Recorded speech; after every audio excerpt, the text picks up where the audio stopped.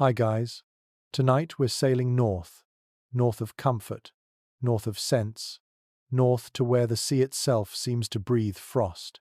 You stand at the edge of a Norwegian fjord, boots already stiff with ice, and you can hear the hollow thud of waves striking the frozen shore. The sky is a pale bruise of dawn, streaked with copper and lilac, and the wind smells like iron and salt. You watch as a crew of Viking warriors hauls a longship from its mooring. The wood creaks like old bones. The air burns your lungs. You can't help thinking, you probably won't survive this. So, before you get comfortable, take a moment to like the video and subscribe, but only if you genuinely enjoy what I do here. And while you're at it, let me know your location and local time down below. I love seeing how far these stories travel across the world. Now, dim the lights. The ship waits for you, its dragon-headed prow carved with frostbitten teeth, its hull glistening with rime. You step aboard, feeling the slick of ice beneath your soles. The world seems silent except for the breath of the sea and the slow grunt of men hauling ropes. Even the ravens circling overhead look too cold to caw. Somewhere in your chest, a tiny, nervous fire tries to light itself. But it won't last long. The Vikings, after all, knew better than to trust open flames at sea. The moment the oars push water, the cold deepens. It's not just the kind that reddens your skin, it's the kind that gets into your bones and weights. Your fingers ache around the railing. You can almost imagine the long, bitter months these men endured. In their time, warmth was treasure, rarer than gold. Every breath of fog from your mouth reminds you, the ocean doesn't care about comfort. The Norse word for this sea have carried layers of meaning. It wasn't just ocean, it meant something like, that which devours. Out here, a single misstep could mean your body freezes solid before it sinks. The sailors knew that. That's why they prepared like magicians of survival, crafting clever tricks to cheat the cold. But at this early moment, before any of those tricks are revealed, all you feel is the raw cruelty of the north. The rowers' faces are red and rough, their hair stiff with salt. You notice how their beards clump with frost, each exhale a small cloud. One man rubs animal fat into his cheeks, a glistening, greasy armor. It stinks, but you realize it makes sense. The fat seals warmth inside the skin. Historians still debate whether this was standard practice or a ritual act before setting sail, but it worked either way. The smell of whale oil might cling to the crew for weeks, but at least their flesh didn't crack open from cold wind. The ship itself hums with life. The planks creak, ropes snap taut, and the mast groans as the sail catches the morning gust. Beneath the rhythmic splash of oars, there's the deep, constant sound of the hull cutting water, a heartbeat for this wooden beast. You feel the vibration through your boots. It's strangely comforting, as if the ship itself is alive and warm, even though it's built from pine that freezes as fast as bone. There's no fire on board, not yet. The Vikings understood that fire, so loyal on land, turns traitor at sea. A stray ember could race along a rope, drop into a crack, and in minutes, the whole vessel would be a pyre adrift on icy waves. Still, you can tell that warmth is already part of the plan, hidden, portable, clever. These warriors were not fools. They were engineers of endurance. You imagine how they prepared before this voyage. The night before sailing, the crew would have gathered in a smoky longhouse. There, they ate salted fish, smoked lamb, and porridge thick with butter. They filled their bodies with calories like storing sunlight. Maybe they even sang low, steady songs that warmed the chest. Archaeologists have found traces of soot in the grooves of Viking bones, suggesting lives lived close to smoke and heat. But now, at sea, there's none of that. Only the memory of warmth, flickering in your muscles. A gull lands briefly on the stern, then takes off again, as if even it doesn't want to linger here. You glance north, and the horizon looks frozen solid, a strip of white merging into grey. Somewhere beyond that horizon lies trade, raiding, maybe glory, but right now, it's just cold. You start to notice how the men move. No wasted motion. Every pull of the oar seems part of a ritual, as if rhythm itself might keep the blood from freezing. The helmsman, wrapped in layers of wool and fur, watches the sun like a clock. His breath comes out in steady plumes. Every now and then he rubs his hands together and mutters what sounds like a prayer, or maybe just a curse at the frost. In the midst of this quiet struggle, you feel something else. Admiration. These sailors didn't have thermal gear, or heated cabins, or even the idea of comfort. What they had was knowledge, the kind passed down by generations who refused to die. You can almost hear an old voice in your head. Keep moving, keep breathing, and never trust stillness. Because stillness means cold, and cold means death. Some scholars suggest that the Vikings saw cold as a kind of enemy spirit, one you could fight with sweat, effort, and willpower. They believed warmth wasn't just physical, it was moral, even divine. You earned it. Maybe that's why they sailed willingly into seas that froze lesser men solid. The oars lift, dripping. You watch one of the crew crack a smile, his teeth white against his beard. The moment he laughs, a gust of wind catches the sound and shreds it into nothing. But the laughter lingers, just enough to remind you that these men didn't merely survive, they thrived in the cold. They made it part of their identity. The ship turns slightly, catching a stronger wind. The sail billows like a ghost. Around you, everything gleams: ice on ropes, frost on helmets, the wet sheen of breath hanging in the air. Somewhere below deck, water sloshes between barrels. The sound is hollow, rhythmic, hypnotic. You start to feel drowsy, lulled by the endless sway. It's as if the cold has become part of the music. You close your eyes for a second and picture the land behind you, the warmth of the hearths, the smell of pine smoke curling into the rafters, the laughter of those who stayed home.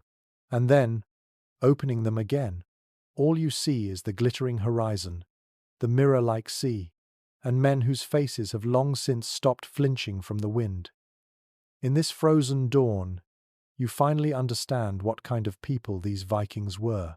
Not merely warriors, but keepers of secret warmth. Their ingenuity will soon reveal itself in wool, in stone, in song, but for now, it's enough to feel the cold in your bones and know they felt it too. The longship groans again, and you pull your cloak tighter. Somewhere, deep below, the sea whispers. The voyage and the mystery of warmth has just begun. The first hour at sea makes you realize the truth about fire. Out here, it is not your friend. Fire on land is a comfort, a hearth, a center, but fire on water is betrayal waiting to happen.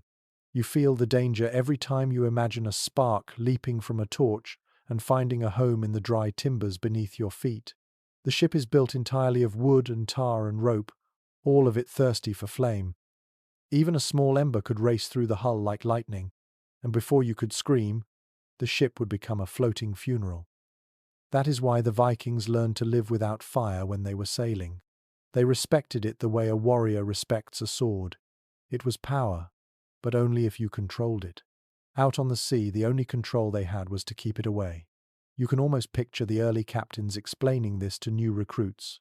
You will crave the hearth, but you must not light it here. It sounds simple, but imagine the temptation. Cold that cuts through fur, wet wind, the endless sound of water, and yet no flame to dry a cloak or thaw stiff fingers. So they learned to use other kinds of heat, quieter ones. The ship itself became a furnace of motion and ingenuity. The crew relied on something called banked heat. You watch as one sailor reaches down to the bottom of the hull and pulls up a handful of sand. The sand is still faintly warm, carried aboard from the fire pit on shore before they launched. It is mixed with ash and tiny black stones. The man grins and presses it to his chest for a moment before letting it fall back. That small touch is enough to bring a hint of comfort. It is astonishing how little warmth a man will thank the gods for when he is freezing. Another trick you notice is how they move constantly. Even when not rowing, they shift their feet, roll their shoulders, or rub their hands together. A Viking at rest was a Viking dying slowly of cold. There is a rhythm to it, almost like a dance. The deck becomes a stage for survival. You join in without thinking, stamping your feet lightly, feeling the wood answer back with dull thuds. Historians still argue about how long these voyages could last before frostbite became unbearable.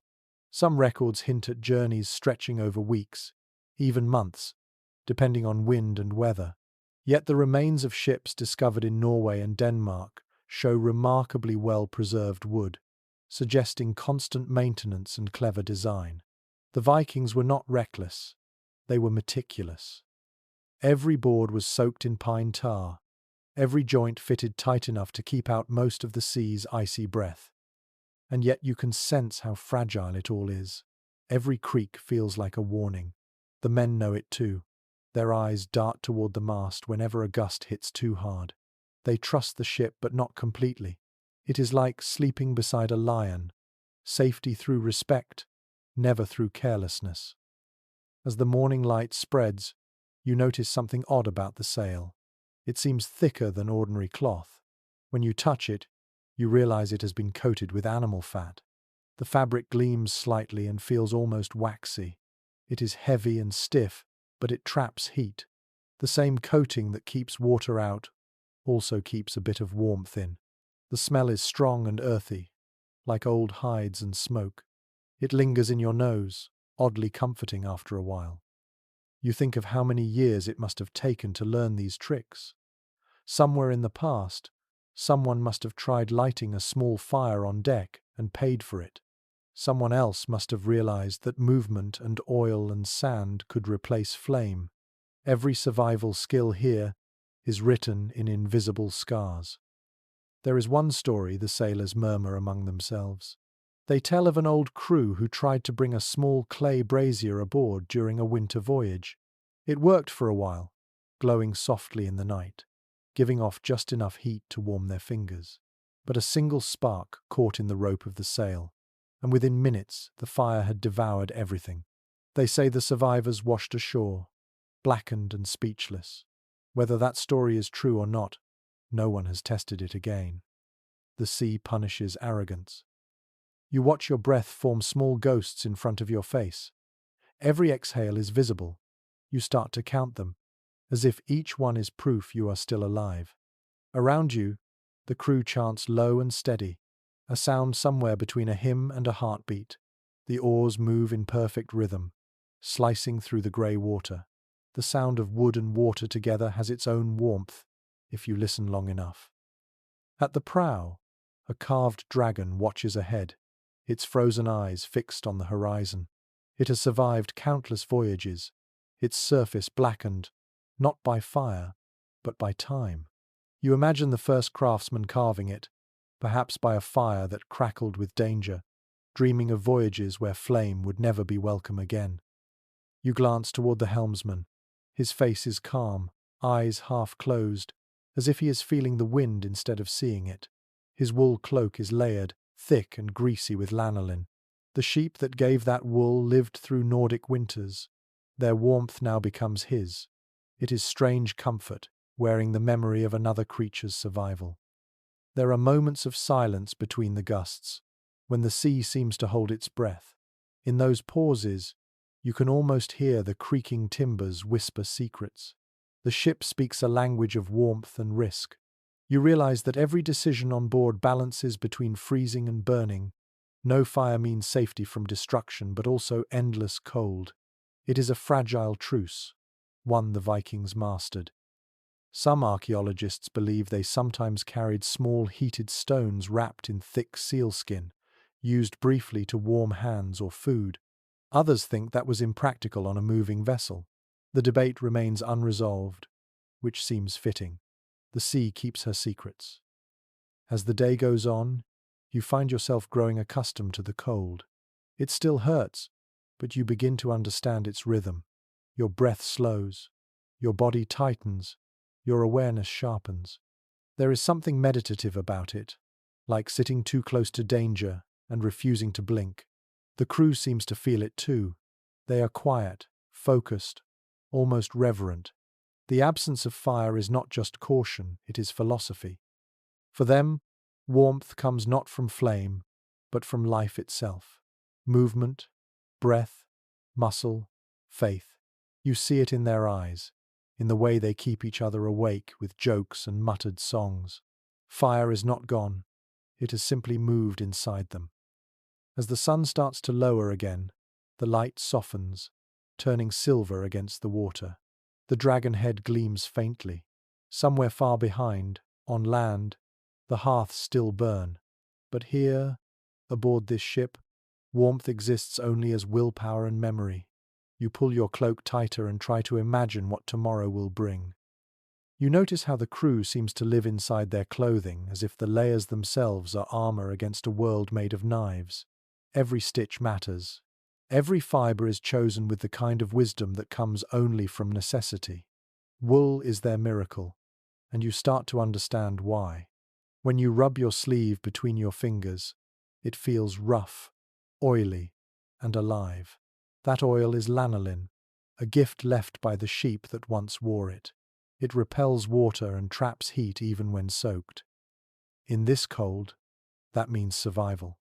You imagine the hands that spun the yarn, the women in dim halls working by firelight, twisting thread that would one day travel across icy seas. Each garment carries not just warmth but connection. The tunic that now hugs your shoulders might have been woven by someone's mother or wife, each loop a quiet prayer that her sailor would return home alive. The wool smells faintly of smoke and salt, a blend of land and sea. As the ship drifts deeper into open water, the wind becomes sharper. The men draw their cloaks tighter, hoods pulled over their brows. They look like a moving wall of fur and shadow. You can hear the rasp of wool rubbing against wool, a soft rhythm beneath the slap of waves. There are no spare movements here, only small adjustments that mean everything. One man ties the hem of his cloak around his waist to stop drafts from creeping up.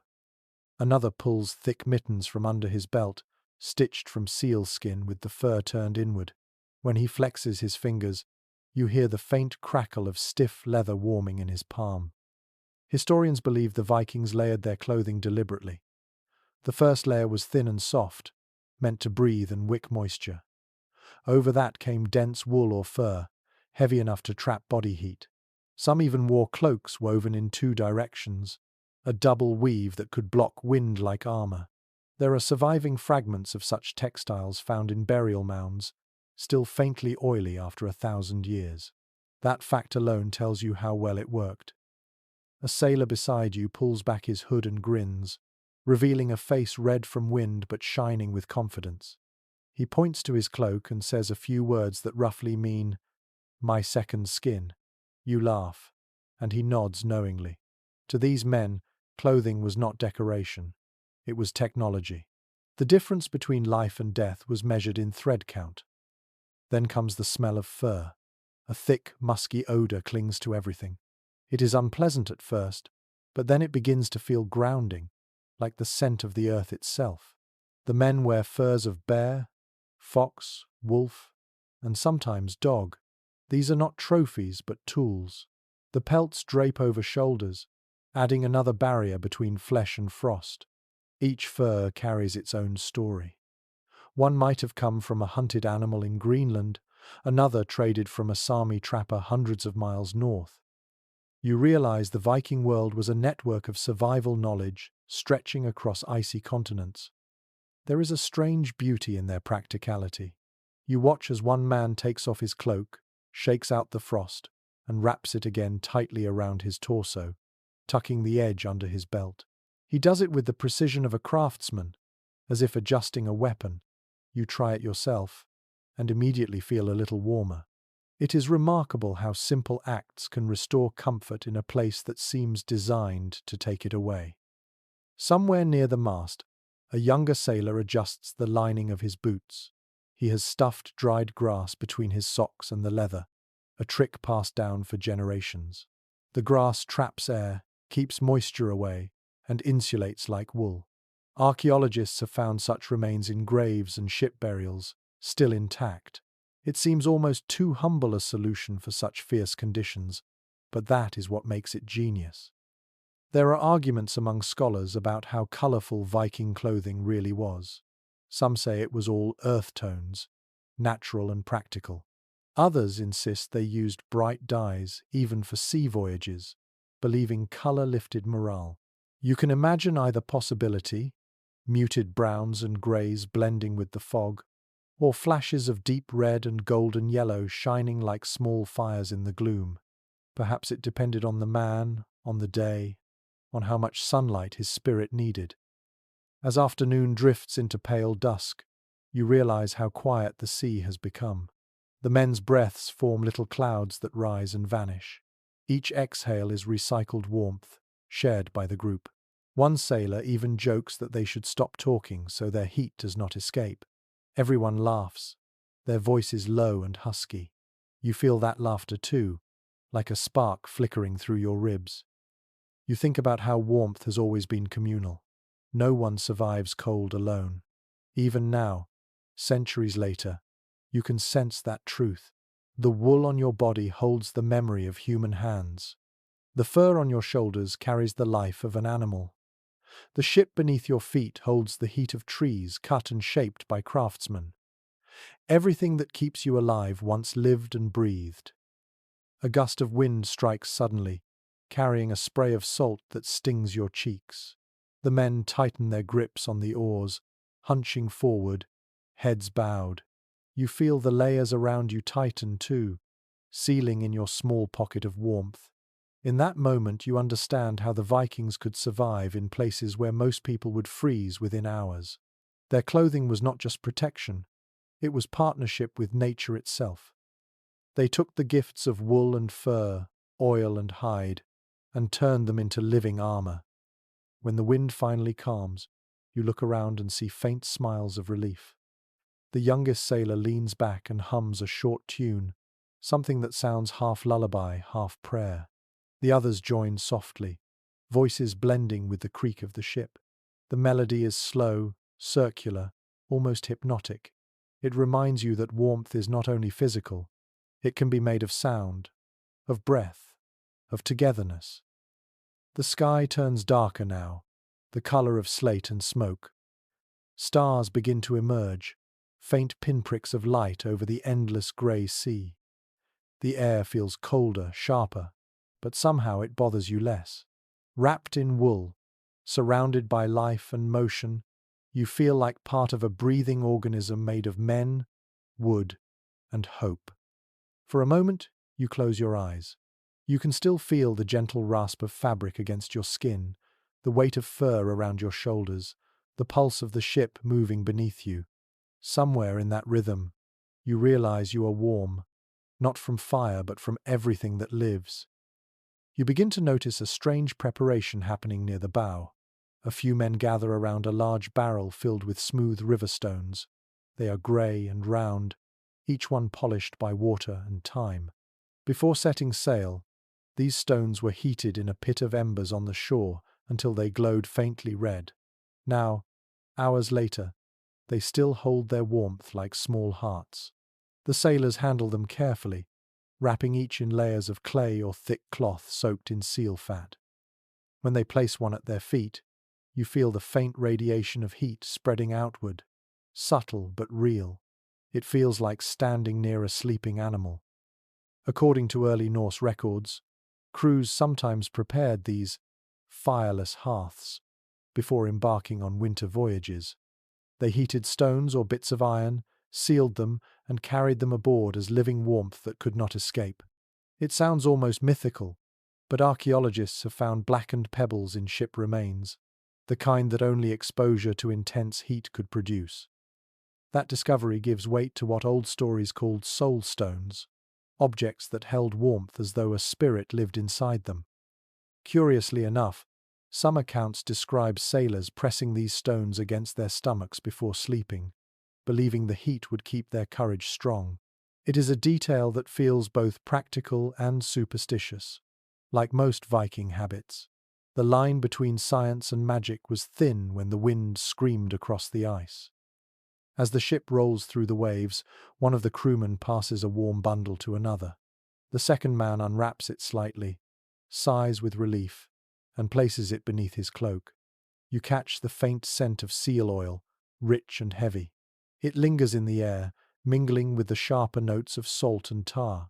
The smell is unpleasant but reassuring. It means the heat has not escaped. There is also a metal container sitting near the mast, shaped like a small pot with holes on the lid. A faint haze drifts from it, and you realize it must hold something burning inside. Perhaps a mixture of peat or dried moss smouldering low enough not to flare into flame. Some researchers believe these small ship braziers were real, though fragile and rare. The evidence is fragmentary, and no one has found one intact, but the possibility remains. It would have been madness to light open fire on a wooden ship, yet necessity breeds invention. You crouch beside the pot, feeling a ghost of heat brushing your fingers. It is so mild that you wonder if it is only your imagination. The sailor guarding it grins and tells you to keep your distance.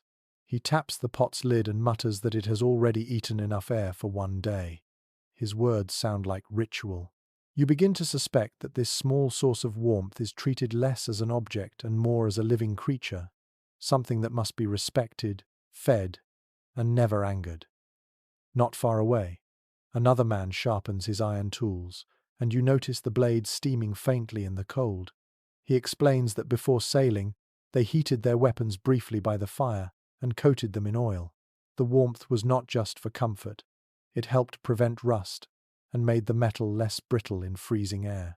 The gleam of the iron catches the pale light, glowing with a life of its own.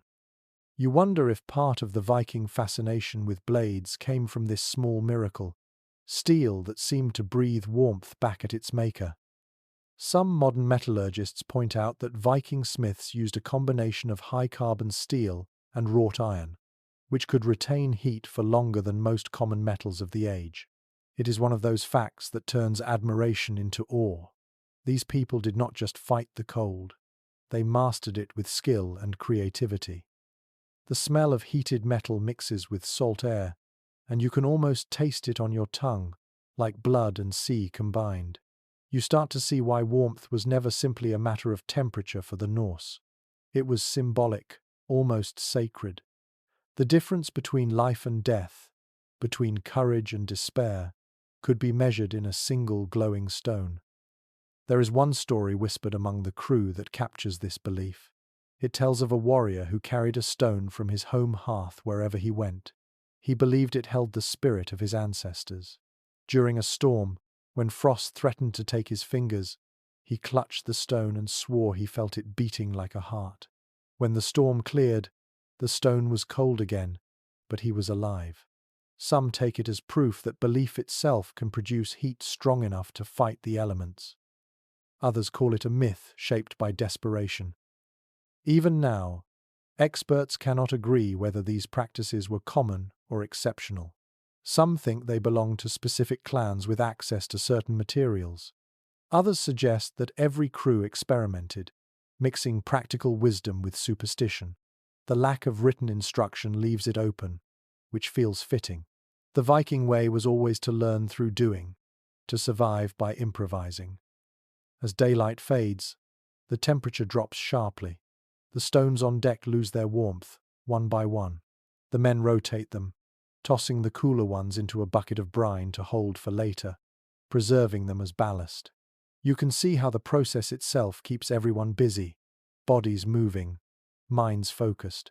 The act of tending heat becomes a ritual of endurance.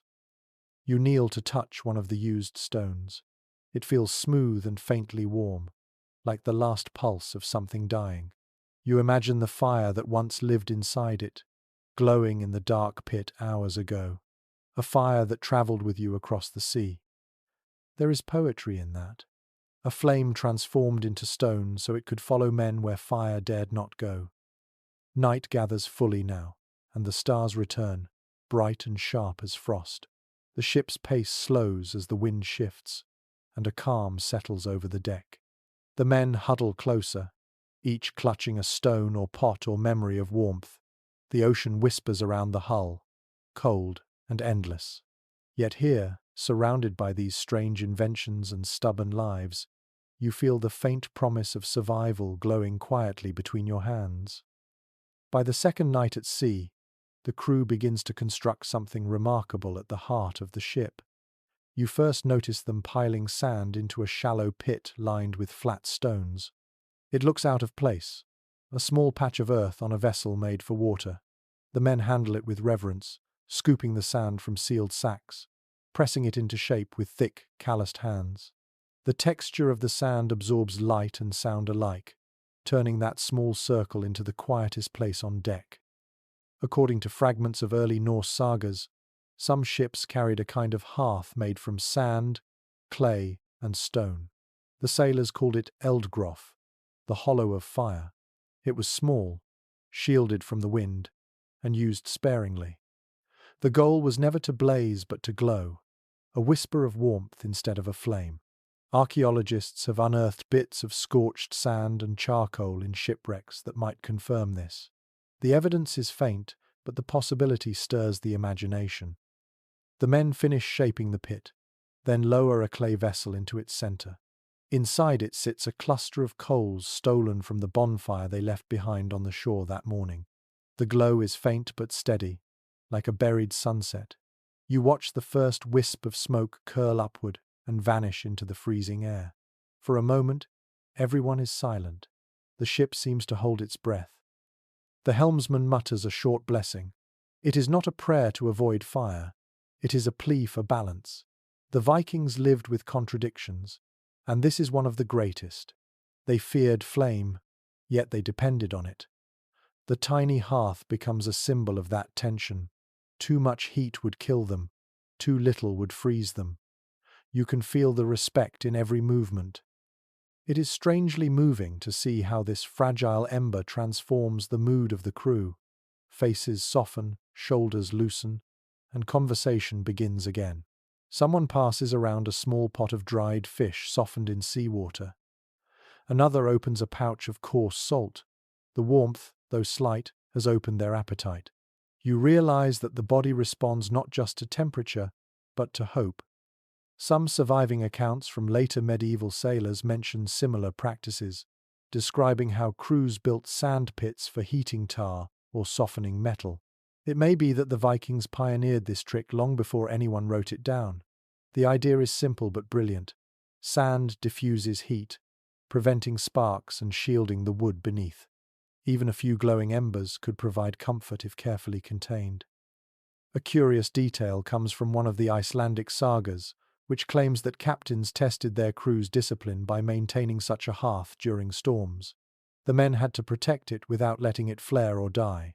The story might be exaggerated, yet it speaks to the Viking obsession with control. Fire was not just a tool, it was a test of will. The glow flickers as the ship rocks gently. You kneel beside the hearth, feeling its faint warmth brush your face. The air smells of ash and salt, not unpleasant, just real. The sensation is grounding. It connects sea and land, danger and safety. You imagine how many nights sailors must have sat like this, staring into a glow that reminded them of home. One of the older men tells a tale about fire spirits that live in the sea, called Eldalfar. According to him, if you treated fire with respect, these spirits guided your ship safely through fog and storm. But if you mocked them or wasted heat, they would steal it from your bones. The others laugh softly, but they do not interrupt. Superstition on a Viking ship is less about belief and more about respect for the unseen. The pit radiates a mild warmth that seeps into your boots. It is enough to make your toes tingle instead of ache. Around you, the men settle into a rhythm of quiet work. Some mend ropes, others sharpen tools. A few simply close their eyes and rest, trusting that the tiny hearth will keep watch for them. It is remarkable how a glow no larger than a handful of embers can hold so many lives together. Modern researchers studying Viking ships have debated whether this kind of hearth was ever used during long voyages.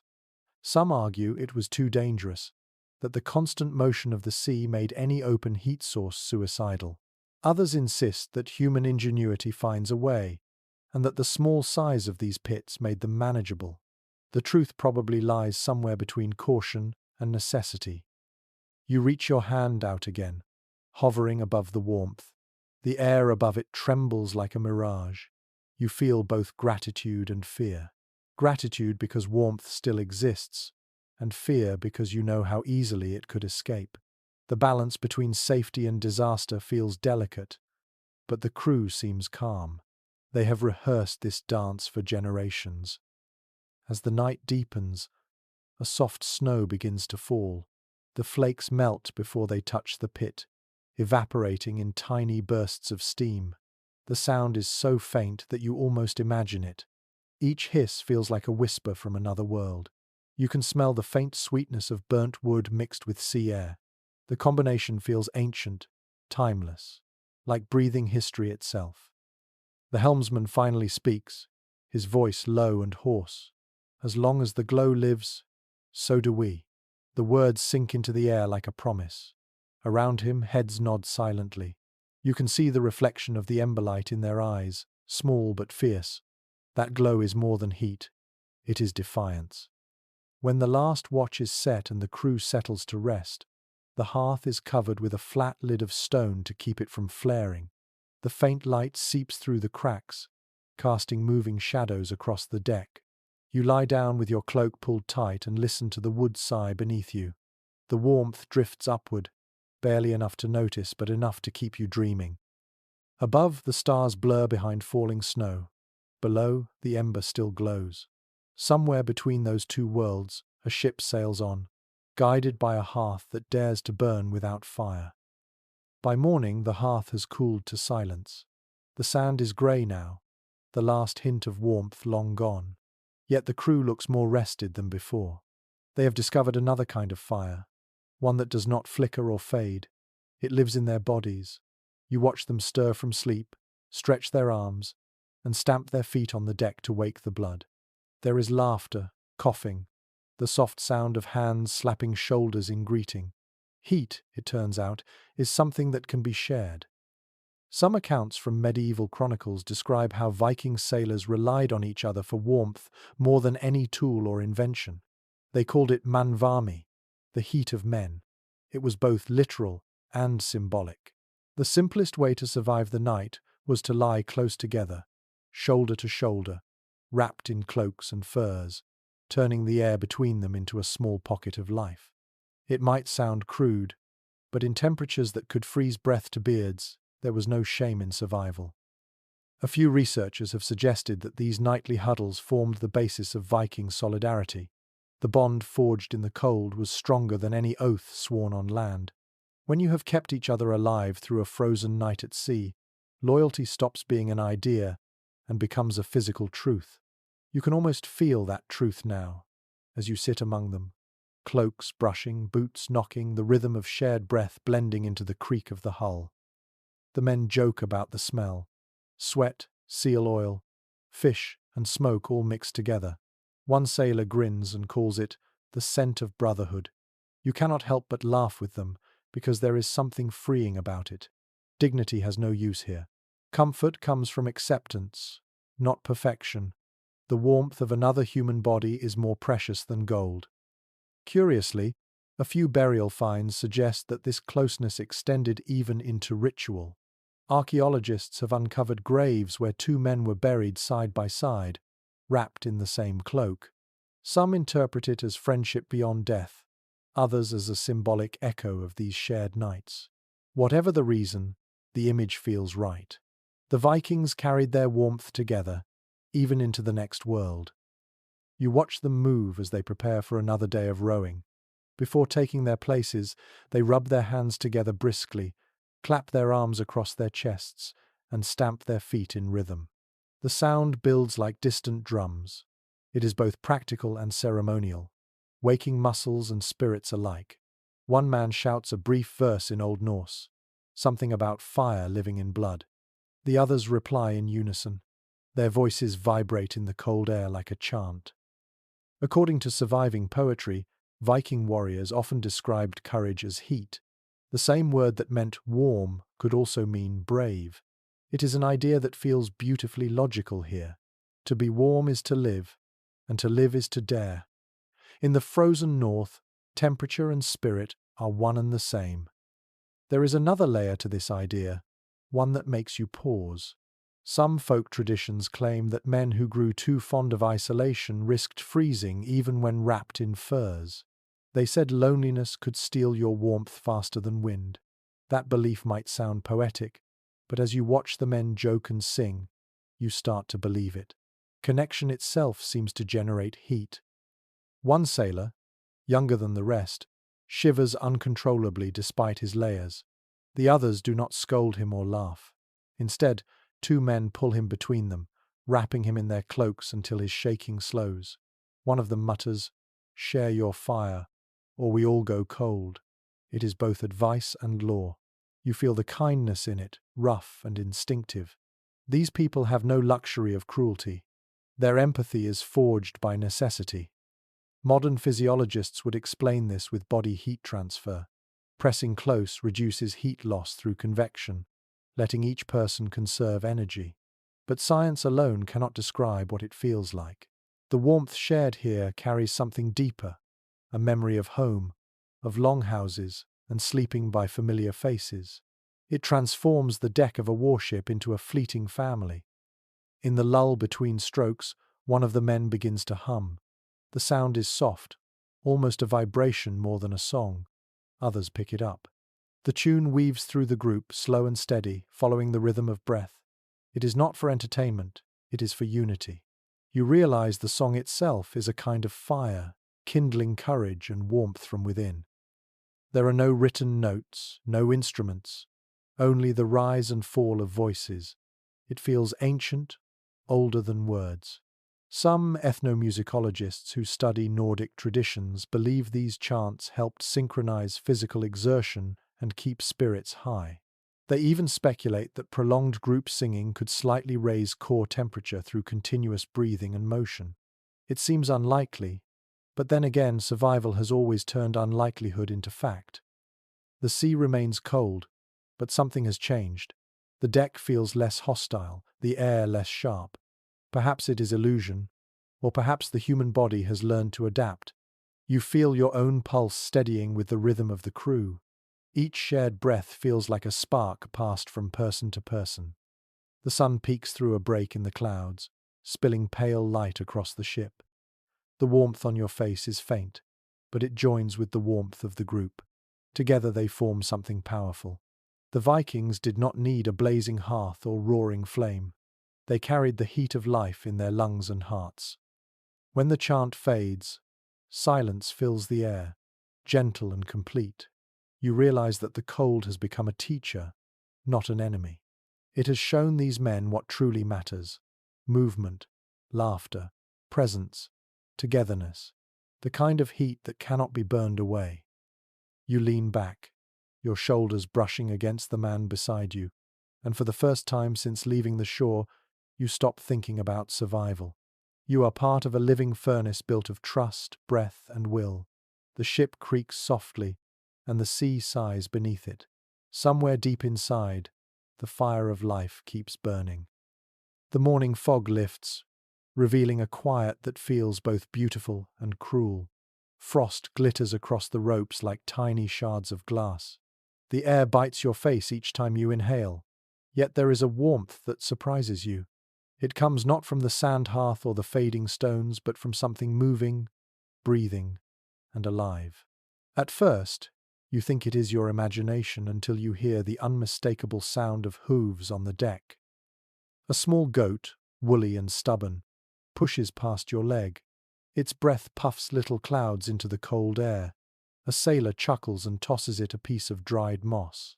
Behind it, two dogs lie curled together near a pile of spare oars. One opens an eye, then goes back to sleep, tail twitching. You realize the Vikings have brought animals aboard, not just for food or trade, but for companionship and warmth. According to several Norse accounts, it was common for longships to carry animals, especially during lengthy voyages. Goats provided milk, dogs served as guards, and sometimes even sheep or small pigs shared space on deck. The heat of these creatures, combined with the smell and the noise, turned the ship into a floating farm. It might sound chaotic, but it made perfect sense. In a world without heaters, fur and breath were currency. Curiously, There are stories of captains who grew attached to their animals, treating them as lucky charms. One saga mentions a goat named Snorri who survived a shipwreck by climbing onto a floating plank. When rescued, he was supposedly crowned with a silver collar and never slaughtered. Whether that story is true or embroidered over time, it captures the affection these sailors felt for the living warmth that shared their journeys. The goat near you sniffs your boot, then bleats softly. Its body radiates a steady heat that feels miraculous. You crouch down and run your hand through its coarse fur, feeling the lanolin-rich texture similar to wool clothing.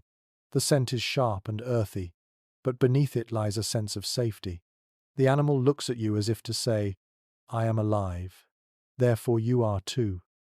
Some researchers believe the Vikings placed animals strategically within the ship, clustering them near sleeping areas or beneath temporary shelters. The combined warmth of men and beasts could raise the temperature a few degrees, enough to make the difference between numbness and rest.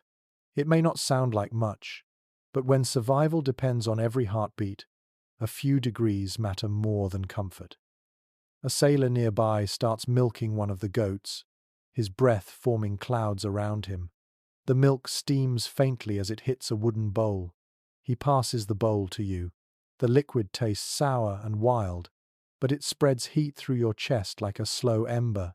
You cannot help but smile. The warmth of another creature has become nourishment.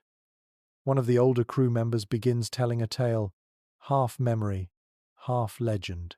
He says that during a brutal winter, a ship once carried 2 wolves as offerings to a northern chieftain. When the storm came and the fire failed, the wolves' body heat kept half the crew alive. Some say they even howled into the wind as if challenging the storm itself. The man shrugs after finishing, saying it might be nonsense, but no one laughs. You suspect they all want to believe that courage itself can be contagious. Another sailor, tending to one of the dogs, hums quietly. The sound seems to soothe the animal, which rests its head on his knee.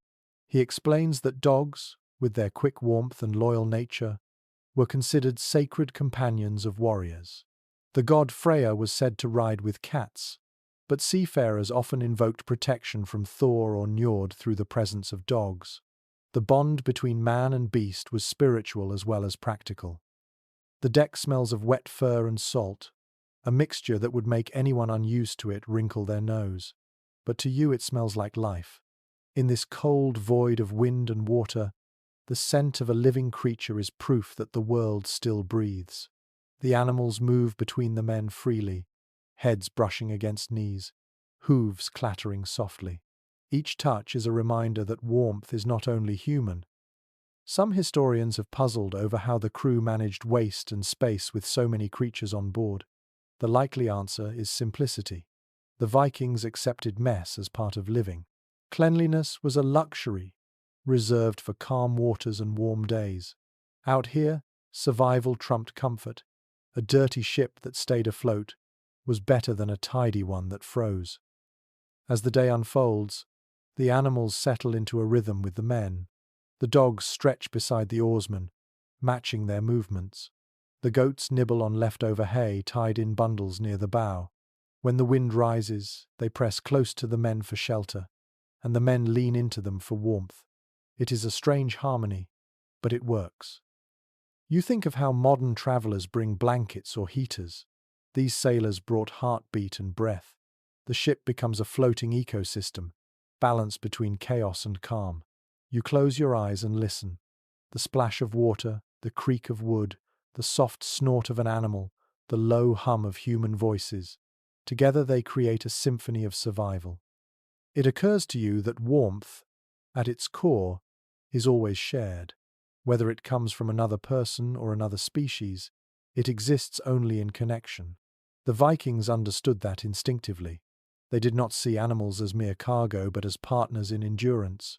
When the sea turned cruel, life recognized life, and that recognition became heat. The sun sets again, painting the water in pale gold. The animals shift closer to the center of the ship, where the air is stillest. You rest your hand on the goat's back one more time, feeling its slow heartbeat beneath your palm. The warmth seeps into you, steady and ancient. In this moment, you realize the Vikings never truly sailed alone. They carried an ark of warmth, stitched together from wool, breath, and life itself. By the next day, the sea grows heavier, and the air tastes like iron. Frost gathers on the ropes again, this time thicker, forming white veins across every surface. The men move carefully, boots sliding on the glazed deck. Yet something new fills the air, a scent that makes you pause. It is strong, greasy, and oddly sweet, like a mix of salt and old candles. The sauce is everywhere. The sailors are rubbing their hands, faces, and even the wooden edges of the ship with a thick, shimmering oil. According to preserved tools and residue found in Viking settlements, that smell likely came from seal fat or whale oil. Both were invaluable to northern sailors. These substances burned slowly, resisted freezing, and sealed wood against moisture. More than that, they were warmth you could touch. When smeared on skin or cloth, they created an invisible barrier that trapped heat. It was messy, but it worked, and in the Arctic wind, that mattered far more than dignity. One sailor dips his fingers into a clay pot and spreads the oil over his face. It glistens in the pale light, forming a shiny mask.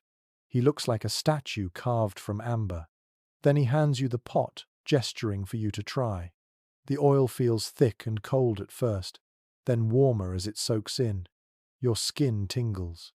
The smell is heavy but oddly comforting, like smoke that clings after a long fire. Old Norse poetry sometimes referred to the sea as a creature with teeth, biting and devouring the careless. The men around you seem to coat themselves as if armoring against that bite. Each movement is slow and deliberate. They rub the oil into their hair, their beards, the seams of their boots. Some even polish the inside of their helmets with it, muttering that a warm head keeps a sharp mind. It is both ritual and routine, a daily armor of grease. Curiously, whale oil also served another purpose. When poured into small stone bowls with twisted moss wicks, it burned with a dim, steady flame. The light was golden, almost liquid in appearance, and it gave off just enough warmth to thaw a hand or heat a bit of food. A few fragments of such lamps have been found in coastal grave sites, suggesting that this simple tool accompanied Vikings from life to death. The thought adds a quiet dignity to the smell now surrounding you. You watch as one of the older men lights a small lamp sheltered behind a curved wooden plank. The flame wavers but holds. It dances low, barely visible, as if too shy to compete with the icy daylight. The men gather around it, not too close, just enough to feel its faint breath. The glow touches their faces, giving them a ghostly warmth that looks more spiritual than physical. Some experts think these lamps were used sparingly, mostly during still nights or fog, when the wind could not snuff them out. The fuel was precious and difficult to replace, so every drop was guarded carefully. Others doubt the lamps could have survived on a moving ship, calling the idea impractical. The argument remains unresolved, yet the image of that tiny flame feels too right to dismiss. The Vikings were not careless dreamers. They were experts in endurance. A younger sailor stirs a pot near the lamp. Inside is a mixture of fish scraps and oil, a kind of paste that thickens as it warms. He spreads a bit onto hard bread and passes it around. The taste is strange, oily and rich, but it fills your stomach like a furnace. You understand then that warmth does not only come from the outside, it can start deep within, carried by what you eat. The ship creaks, its planks now slick with protective grease. The smell of oil seeps into everything, into hair and wool and even the ropes. Some might find it foul, but the men treat it as the scent of safety. The dogs lick their paws, coated from lying too close to the coated boards. Even the goat's fur glistens faintly in the dim light. A fragment of an Icelandic saga mentions sailors rubbing seal oil into the sides of the ship before a storm, claiming it made the vessel slide like a seal through the waves. Whether this was poetic exaggeration or a real practice, it captures the imagination. You can see how belief might intertwine with technique. To the Vikings, nature was not an enemy but a teacher. If seals thrived in the cold, Why not imitate them? As the evening deepens, the small lamp flickers again. The wind howls softly around the hull, carrying flakes of ice that shatter against the mast. The men crouch near the flame, silent now. Each of them watches the pool of oil feeding the fire, the way it ripples with the ship's motion. There is reverence in their stillness. The light reflects in their eyes like molten gold. One sailor whispers that this kind of fire cannot be angered.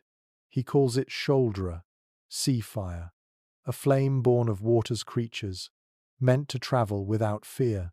The others nod. You sense that for them, this tiny light is more than warmth. It is balance, a sign that even the frozen sea holds its own kind of mercy. When the lamp finally sputters out, no one rushes to relight it. They sit in the dark, letting the glow fade from memory.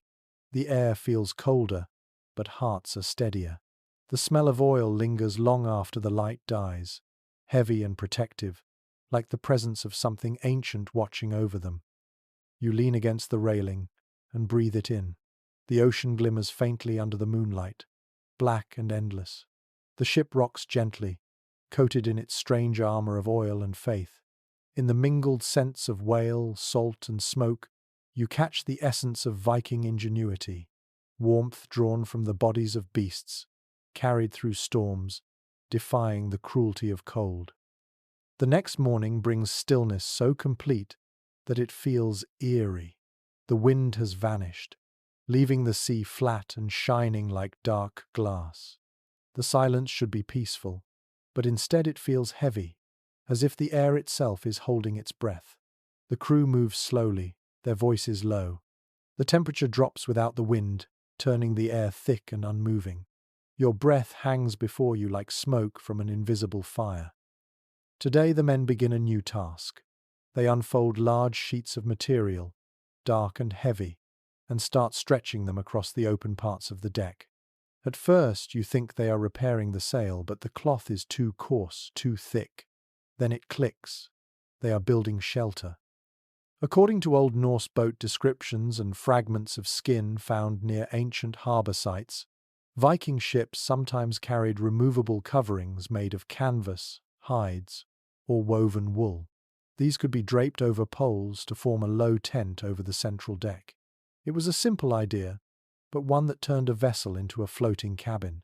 You watch the men work with quiet efficiency, lashing cords, tying knots, adjusting corners until the material sags in a perfect arc. The first sheet goes up, then another, overlapping like scales. The hides are a patchwork of colors, brown and grey with pale streaks of fur still visible. Some are reindeer skin, others sealskin or even pieces of old sail coated with oil. When they are all secured, the ship feels different. The wind no longer cuts through your cloak. The sound of the sea dulls. For the first time since leaving shore, there is something close to a roof over your head. A faint warmth builds beneath the covering almost immediately. It is not fire's warmth, but the kind that collects from breath and movement. The air smells of animals, tar, and wool. It is thick but safe. The condensation from so many lungs forms droplets that cling to the inside of the hides. They sparkle faintly in the dim light, like trapped stars. A few archaeological reconstructions of longships have tested this idea, and the results were surprising. Even a small enclosure over part of the deck can raise the temperature by several degrees, enough to thaw fingers and keep frost from forming on bedding. It is an elegant solution for a people who respected danger, but never surrendered to it. One sailor sits near the edge of the tent, repairing a tear in the hide with bone needles. The rhythm of his hands is hypnotic, slow and deliberate. He hums a tune as he works, the same one you heard when they rowed. The song drifts through the air, mixing with the steady creak of wood. You realize that sound itself feels warmer in this space. It wraps around you like another layer of fur. Another man adjusts the edge of the covering so it can be lifted for ventilation. The flap opens to a view of the water, black and smooth as obsidian. Cold air rushes in for a moment, biting your face before the flap drops again. The balance between air and warmth is delicate. The crew manages it with the ease of long habit. Every gesture seems learned through generations of trial and memory.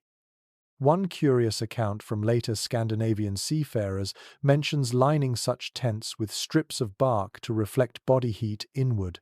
No direct Viking evidence has been found for this, but the idea fits their inventiveness. You can easily imagine these men trying anything that offered a chance to outwit the cold. The animals move closer inside the tent, lying near the men's feet. The dogs sigh contentedly. The goat curls into a corner. Together they create a soft chorus of breathing and snuffling. You can feel the temperature rise further, the air becoming almost cozy. Someone jokes that if they stay under here too long, they might start sweating. The laughter that follows fills the tent, light and human. As the hours pass, the space becomes a refuge.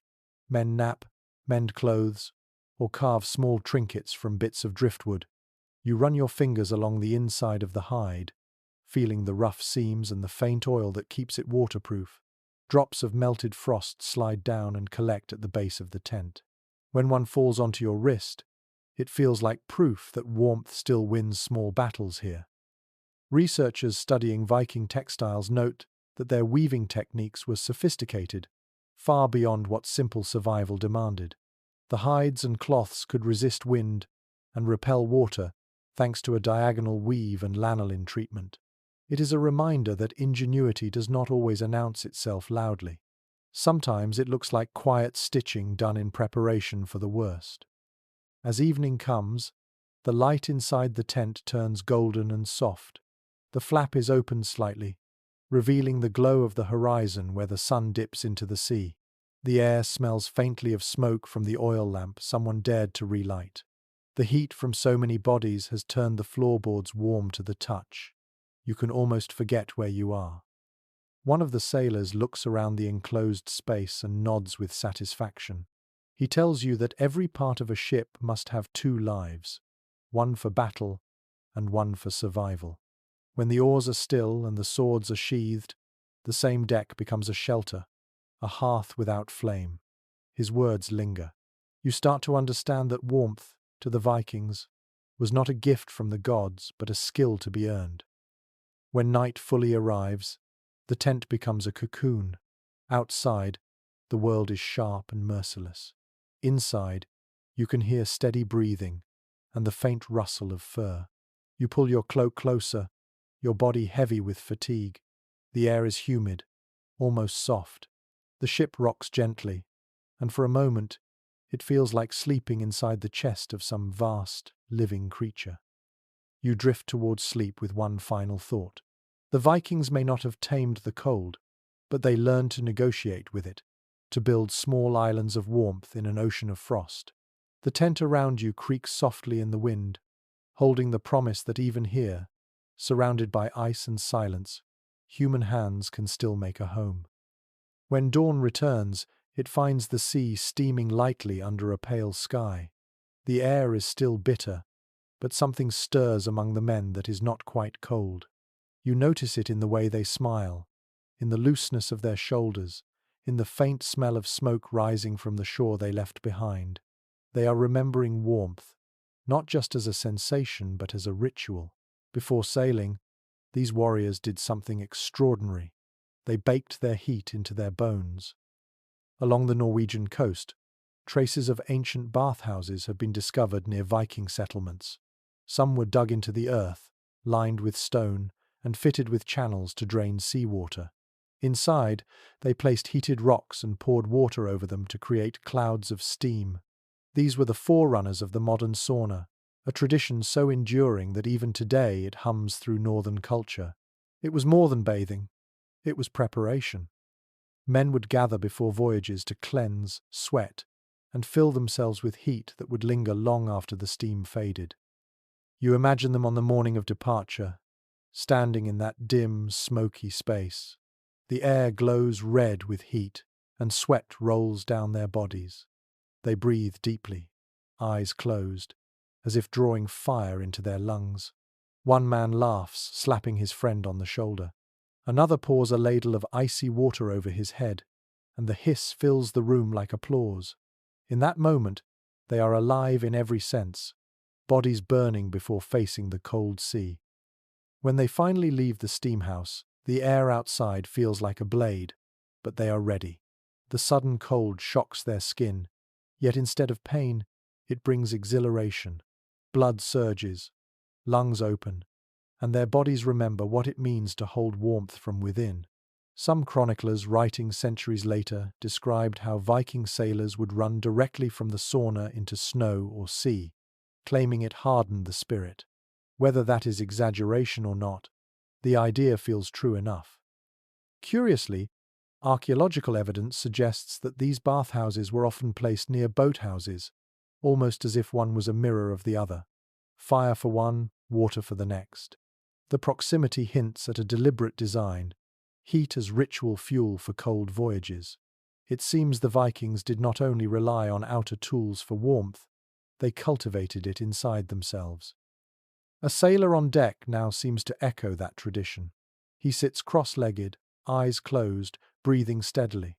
His bare hands rest on his knees, palms upward. The others leave him undisturbed.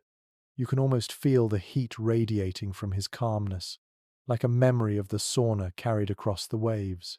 His chest rises and falls in perfect rhythm.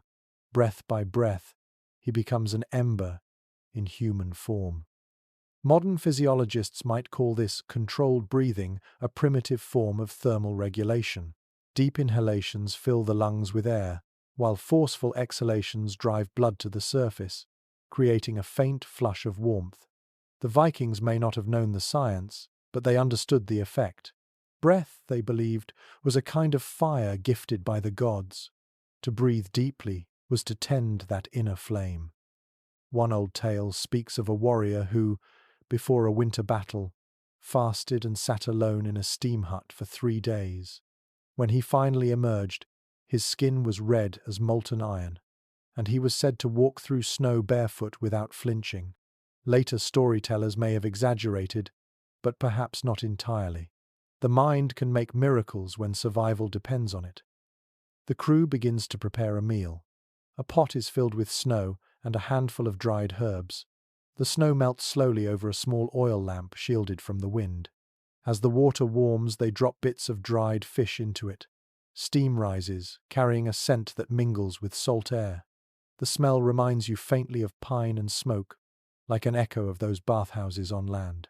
The men breathe it in deeply, as if remembering the heat that once surrounded them. When they eat, you notice how deliberate they are. Each spoonful is taken slowly, every swallow followed by a deep exhale.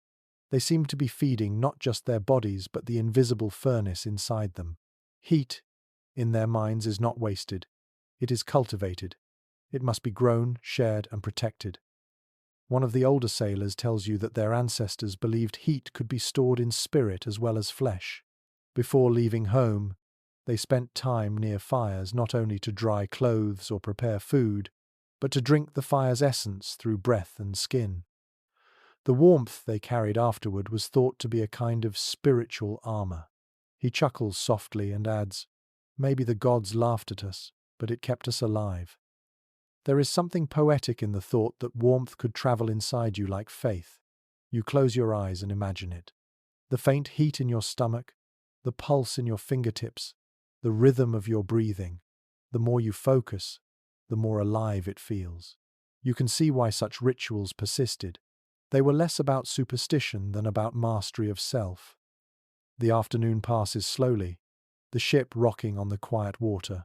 A calm has settled over everything. The air is cold enough to sting, yet within you burns a steady ember. You are not sure if it comes from the soup, from memory, or from the strange peace of this floating world. One last detail lingers in your mind. Some researchers think that Viking sailors carried heated stones from these bathhouses and stored them on the ship for the first few days at sea, using them to warm food or hands. If that is true, then the voyage you are on now may be continuing that very custom. Every bit of warmth aboard could be a direct inheritance from the hearths and saunas of their homeland. As twilight spreads, you look toward the west. The sun bleeds slowly into the horizon, casting copper light on the water. The men breathe in unison, still calm. still strong. You feel the rhythm joining yours, like the sea and sky and body have all learned the same lesson. Heat is not a thing you find, it is something you make. The light fades, but the warmth lingers. In the darkening air, you sense the memory of those long-ago saunas glowing quietly inside every man aboard. They carry their fire with them, invisible but unbreakable, the secret hearth of the Viking soul. The following morning arrives grey and damp, with the kind of cold that creeps in quietly rather than striking all at once. The sea stretches flat and silver under the muted light, and the men begin their day by stirring a pot that has been simmering since dawn. The smell is thick, earthy, and comforting. You peer inside and see chunks of salted meat and dried roots swirling in cloudy broth. Someone ladles a portion into a wooden bowl and hands it to you. The warmth in your hands feels like the most precious treasure in the world. Every voyage like this depended on food as both energy and heat. Viking sailors knew that fire might fail and shelter might tear, but a full stomach could keep the body burning from within. Surviving records of provisions from coastal settlements list smoked fish, salted pork, barley flour, dried berries, and mead made from honey. These were not luxuries but vital stores of life. The combination of fat, salt, and alcohol served a single purpose: to sustain warmth even when the world froze. The broth tastes simple but nourishing. It carries the sharp tang of salt and the sweetness of root vegetables softened by long boiling. The heat spreads from your tongue to your chest, melting the tension from your fingers. The men eat in silence at first, savoring the moment. Then one begins to talk about the last time his crew ran out of food on a journey to Iceland. They survived by eating their leather belts boiled in seawater. He laughs as he tells it, but the others nod solemnly. Survival, after all, leaves little room for pride. One of the crew members dips a piece of hard bread into his bowl and explains that this simple ritual of eating together is what keeps them alive. Each bowl of stew is not just nourishment, but a ceremony of unity. They measure their humanity in shared meals. The warmth of the food becomes the warmth of the group. Old Norse poetry often linked feasting to courage. In sagas, heroes gained strength not only from mead, but from the act of sitting with others at a common table. Warmth, food, and fellowship were inseparable. You sense the echo of that here, in the way the men talk between mouthfuls, in the laughter that rises from somewhere deep in their throats. Curiously, researchers analyzing residues from Viking cooking pots have discovered traces of animal fat mixed with herbs and wild onions. It suggests that even on long voyages, they valued flavor as well as survival. It seems warmth of the spirit mattered as much as warmth of the flesh. You imagine the cooks experimenting on the rolling deck, using whatever they had to remind the crew of home. Someone produces a skin flask of mead, its golden liquid catching the pale light. He passes it around, and each man takes a sip. The drink burns slightly as it slides down your throat, spreading an immediate wave of heat through your chest. The sweetness is almost floral, a ghost of summer hidden inside this frozen world. It is easy to see why mead held such an honored place in Norse culture. It was sunlight stored in liquid form. An older sailor, eyes bright from the drink, begins telling a story about the mead of poetry, a mythical brew said to give wisdom and inspiration to those who drank it. The others laugh, teasing him about claiming divine gifts from his own flask. Still, there is reverence in their laughter. The myth reminds them that even the gods needed warmth and sweetness to survive the harshness of creation. There is an old line from the Havamal, a collection of Viking wisdom sayings: "Fire is needed by him who has come in from the cold." It continues to describe how bread and clothing must follow, because without these, even a hero cannot last. The men might not quote it aloud, but they live by it. The act of eating hot stew and passing mead is not just routine, it is philosophy in motion. Some archaeologists argue that Viking crews planned their meals with remarkable precision. They rationed ingredients to balance fat and salt, understanding intuitively what modern nutritionists call caloric density. Others think it was more improvisation than science, that instinct guided their hands. Either way, their diets worked. Their endurance in sub-zero conditions remains one of the most impressive feats of maritime history. As you finish your bowl, the warmth lingers in your core. The deck feels less hostile. Even the pale sky seems less oppressive. You watch the men clean their utensils by dipping them briefly into the sea, then rubbing them dry on their cloaks. No one complains about the cold water. It is simply another tool. Everything here is used, nothing wasted. After the meal, the crew gathers to share a second round of mead. One man lifts his cup and makes a small toast to warmth that lives in the belly when the world turns to ice. The others echo his words softly. The sound drifts into the air like a prayer. You realize that every act of survival has become sacred in its own way. As the ship continues forward, the rhythm of oars resumes. The warmth from the food and drink keeps you alert but calm. The repetition of rowing feels almost meditative, as if every pull draws heat from the body's core and releases it into the cold world around you. Each stroke becomes an offering to balance life against frost. By late afternoon, the air cools again, but the memory of the meal remains strong. You catch yourself smiling for no reason. The taste of salt and honey lingers on your tongue. You feel alive, anchored by something deeper than comfort. As the sun lowers, the sailors begin preparing their next small ration, humming softly while they work. The scent of broth rises again, mingling with the endless sound of the sea. You close your eyes for a moment, feeling the ship's slow sway. The warmth within you has become a quiet heartbeat. For a people who faced the cold as an everyday companion, food was not merely sustenance, it was defiance.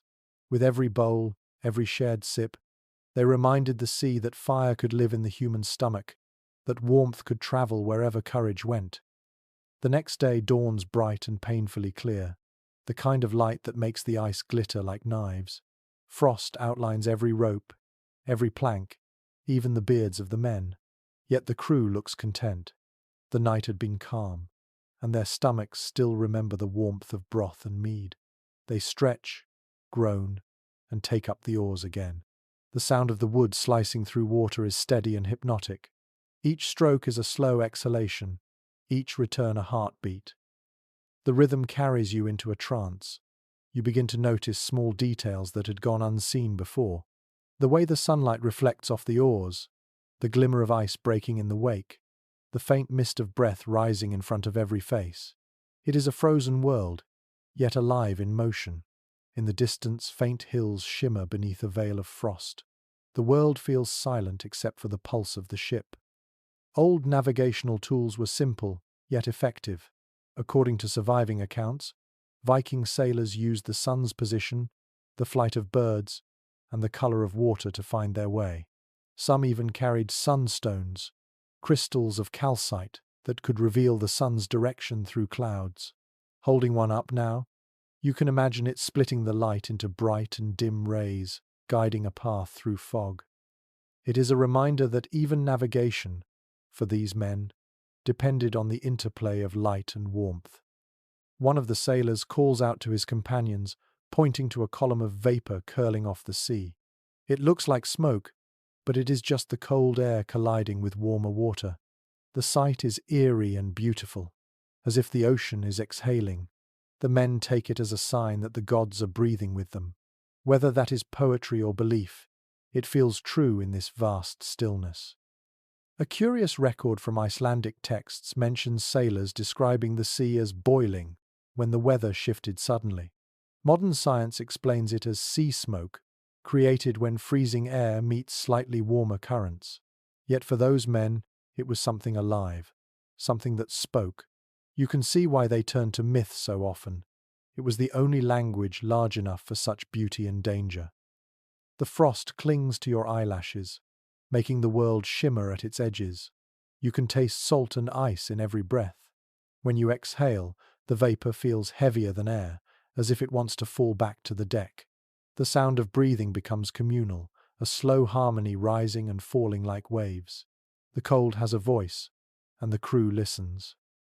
One of the older men begins to sing, his voice low and rough, shaped by years of wind. The words are in Old Norse, but their meaning feels simple. Movement is life, stillness is death. The song grows as others join, filling the air with rhythm and defiance. Their chanting keeps time with the oars. It is not joyous, not mournful either. It is the sound of endurance, steady as the heartbeat of the world. Some historians believe these rowing songs were functional as much as spiritual. They kept the crew synchronized and prevented exhaustion from taking hold. The beat of the song matched the pace of the body, and the breath warmed the lungs. It was both discipline and medicine. You notice frost forming again on the oar handles. The men pause briefly to rub them with wool and tar, the same mixture used before. Their fingers are red and cracked, yet they move with quiet precision. Each small motion keeps them alive. The ship glides forward, glistening in the sun like a creature made of ice and muscle. At midday, the wind rises. The temperature drops so sharply that every exhale crystallizes instantly. Frost builds along the edges of the sail, turning it white. The helmsman grins grimly and adjusts his course. You can feel the ship strain against the gust, its timbers groaning like an old beast refusing to yield. The spray hits your face, sharp as glass. According to one explorer's account written centuries later, Viking crews considered frost not as an enemy but as a test of worth. They believed that each layer of ice on the ship was a mark of endurance, proof that they could travel where others could not. The frost on their beards became a badge of pride. Looking around now, you see that pride reflected in every glinting face. The man beside you laughs suddenly, his beard shining white. He gestures toward his frozen hair and says something that sounds like a boast. You laugh with him, though your lips sting from the cold. The laughter itself feels warming, a spark that no frost can smother. In that moment, you begin to understand something profound. The cold is not just an obstacle, it is part of the rhythm. It sharpens senses, focuses thought, forces cooperation. Every breath is earned, every movement deliberate. The men do not fight the cold anymore, they dance with it. The sun begins to sink behind the horizon, staining the sky orange and violet. The light makes the frost glow as if the ship is wrapped in crystal. The wind softens, and silence settles again. You feel both exhausted and exhilarated, as if you have witnessed something sacred. Modern climatologists studying the North Atlantic suggest that the air temperature in Viking routes often dropped below freezing even in summer. Yet the records show voyages continuing relentlessly. The explanation is simple: adaptation. These sailors were not superhuman. They were simply willing to learn from the world rather than curse it. As the last light fades, you can see each man's breath glowing faintly in the dark, forming halos that vanish as quickly as they appear. The ship drifts forward on a sea of glass, its reflection merging with the stars beginning to bloom overhead. You pull your cloak tighter and feel your heartbeat slowing, steady and warm. For the first time, you no longer feel separate from the ship or the sea. Everything is rhythm and breath. The frost that once felt like an enemy now feels like part of the story, a reminder that life shines brightest where the world is coldest. The oars dip again, slow and sure, carrying you forward into the night. Night falls thick and absolute. The stars spill across the sky in clusters so bright that they seem close enough to touch. The sea below reflects them perfectly, making it difficult to tell where the heavens end and the water begins. The cold sharpens until even your breath sounds brittle. You pull your cloak tighter, but the air still seeps through every layer. Around you, the crew huddles together, faces half hidden, eyes glinting in the starlight. Then, quietly, something happens. One of the men lifts his shield and places it flat on the deck. Another crouches and slides something beneath it. You catch a faint glow, red and secretive, leaking through the cracks. The men glance around, ensuring no wind can reach it. Then they sit near it, hands outstretched. You realize what you are seeing: hidden fire. There are stories told in hushed voices of Vikings who defied their own rule and smuggled embers aboard. Some sagas call them reckless, others call them ingenious. The idea seems impossible, Yet fragments of blackened wood found beneath preserved shield bosses in a few wrecks hint that it might have happened. Whether these were cooking coals or offerings to the gods, no one knows. But it is easy to believe, watching these men guard the small forbidden light. The warmth from the hidden coals is faint but unmistakable. You can feel it tickling your palms like a living breath. The smell of charred wood reaches your nose, sweet and dangerous. The men speak softly, their words slow and reverent. This fire is not meant for cooking or light. It is a symbol, a reminder of the hearths they left behind. One of them says that the flame is a piece of home, stolen from the past to survive the present. Another replies that if the gods see it, they will smile.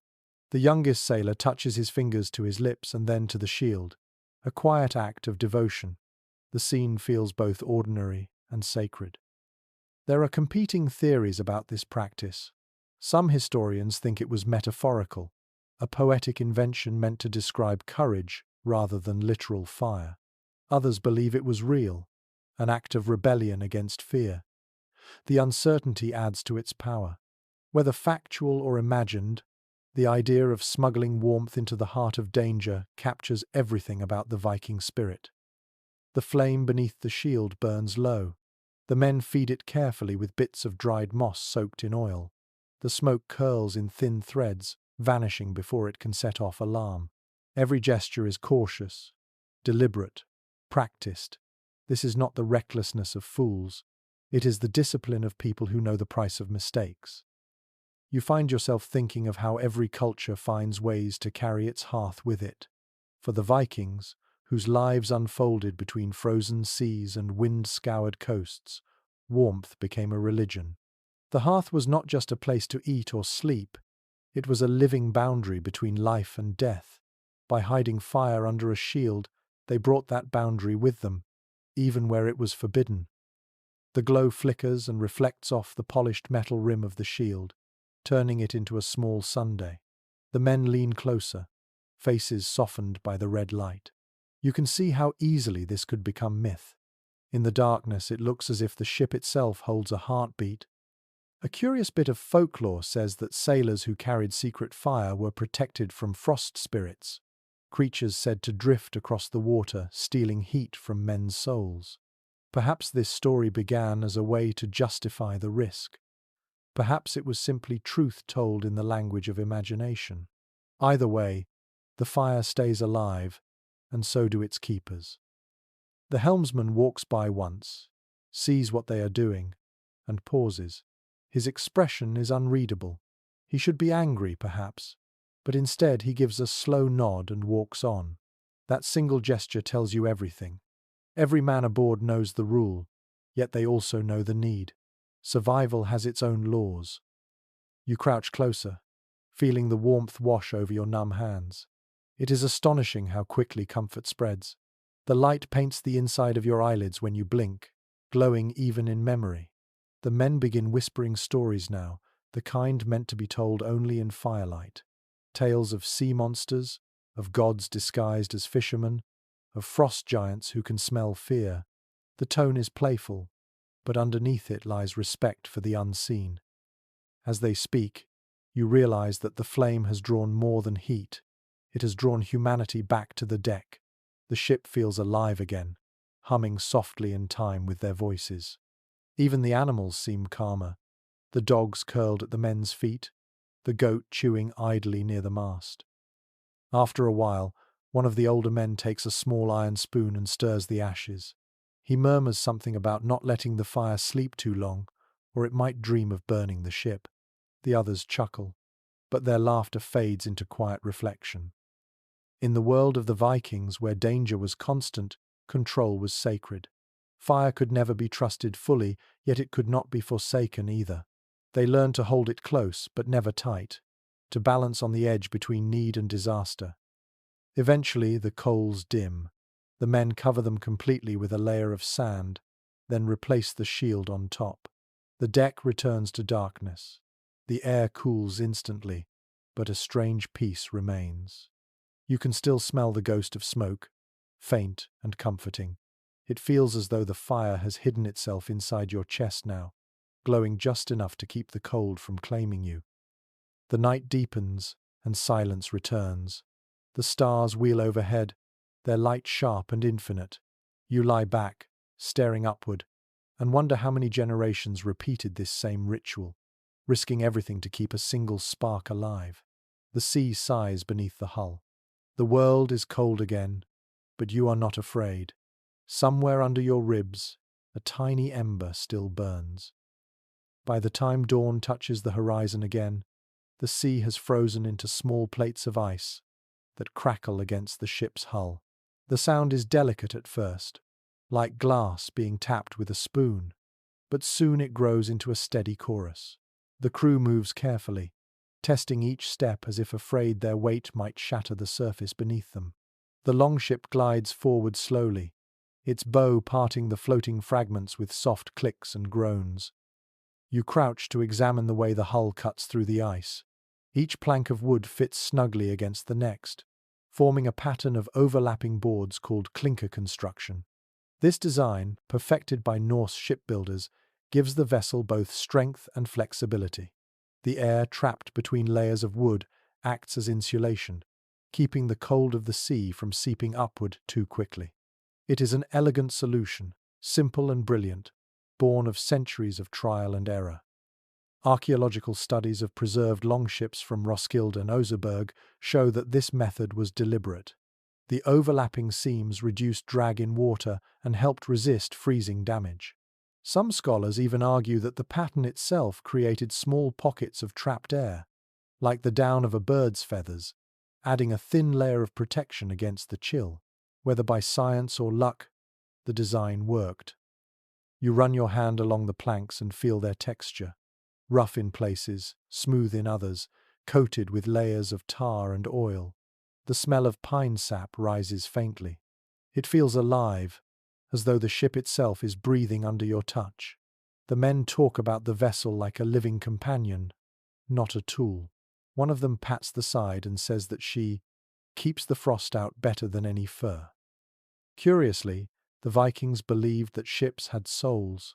Some were even buried with offerings as if they were warriors laid to rest. It makes sense when you consider how the wood bends and creaks under strain, how it groans like a sleeping creature when the waves press against it. You can almost feel its pulse through your boots. The warmth of motion spreads from the planks upward, faint but steady. The helmsman explains that the shape of the hull is as important as its material. The deep curve traps air beneath it, and as the waves roll, that air is squeezed and released like breath. The process might be invisible, but the sailors trust it completely. To them, the ship is both body and spirit, muscle and memory. It carries warmth not only in structure, but in faith. One curious feature catches your eye. Thin strips of animal hide are stuffed between the seams of the planks. When you touch them, they feel waxy and firm. These strips expand slightly when wet, sealing the gaps tighter. The hides come from seals or oxen, treated with oil and ash. The combination keeps the cold water out and the trapped air in. You can almost see the minds that devised this trick, shaping survival from materials at hand. As the morning wears on, frost begins to creep along the inner walls of the ship, tracing white veins across the wood. The men scrape it away gently with their knives. You ask why, and one sailor grins. He tells you that too much frost can rob the warmth from the wood itself. If left unchecked, the planks grow brittle, and the ship begins to lose its spirit. He says it half jokingly, half serious. The Vikings never separated craftsmanship from belief. Every piece of their world carried meaning. Even the structure of their ships reflected the same balance they sought in life: flexibility and strength, faith and practicality. Some modern shipwrights who have rebuilt Viking longships describe a peculiar phenomenon. When the vessels sail at full speed, the hull seems to hum softly, as if vibrating with energy. They say it feels almost warm beneath the feet despite the icy spray. Perhaps it is friction, perhaps resonance, or perhaps something more mysterious.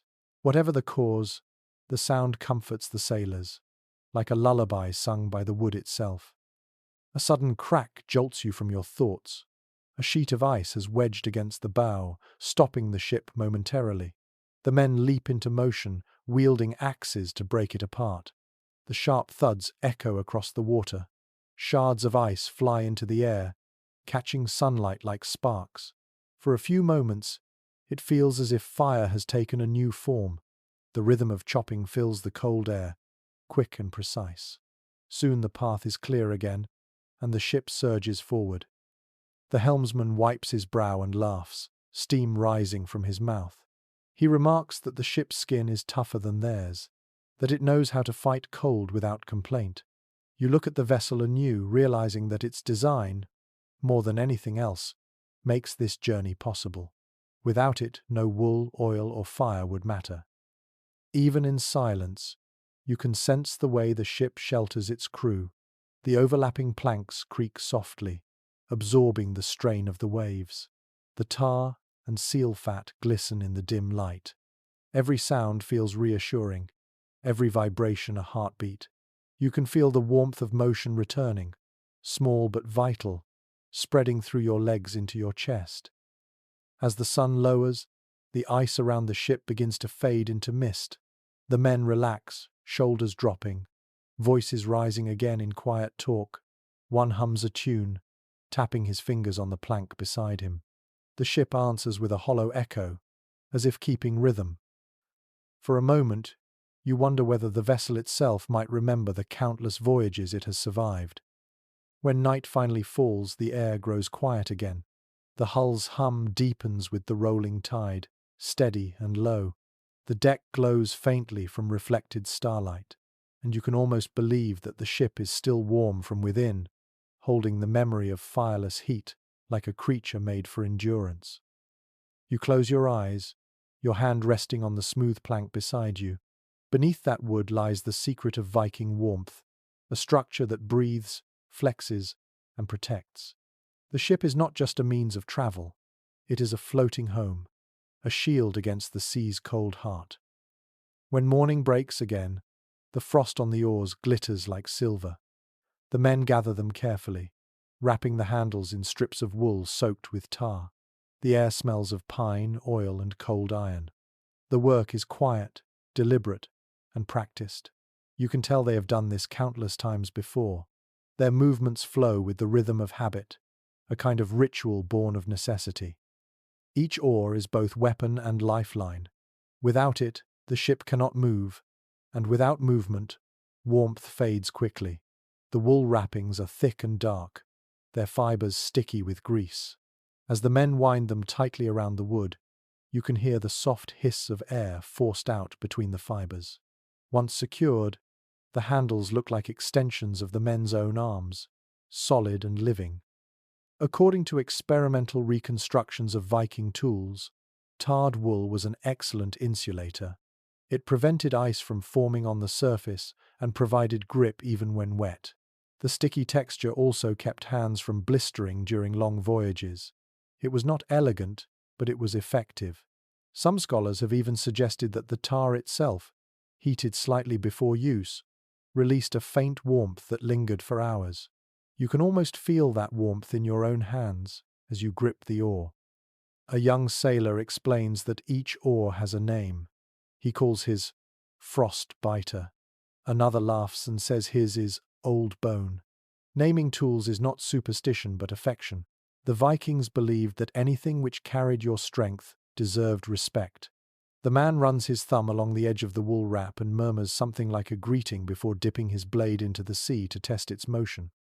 The water hisses around it, dark and glassy.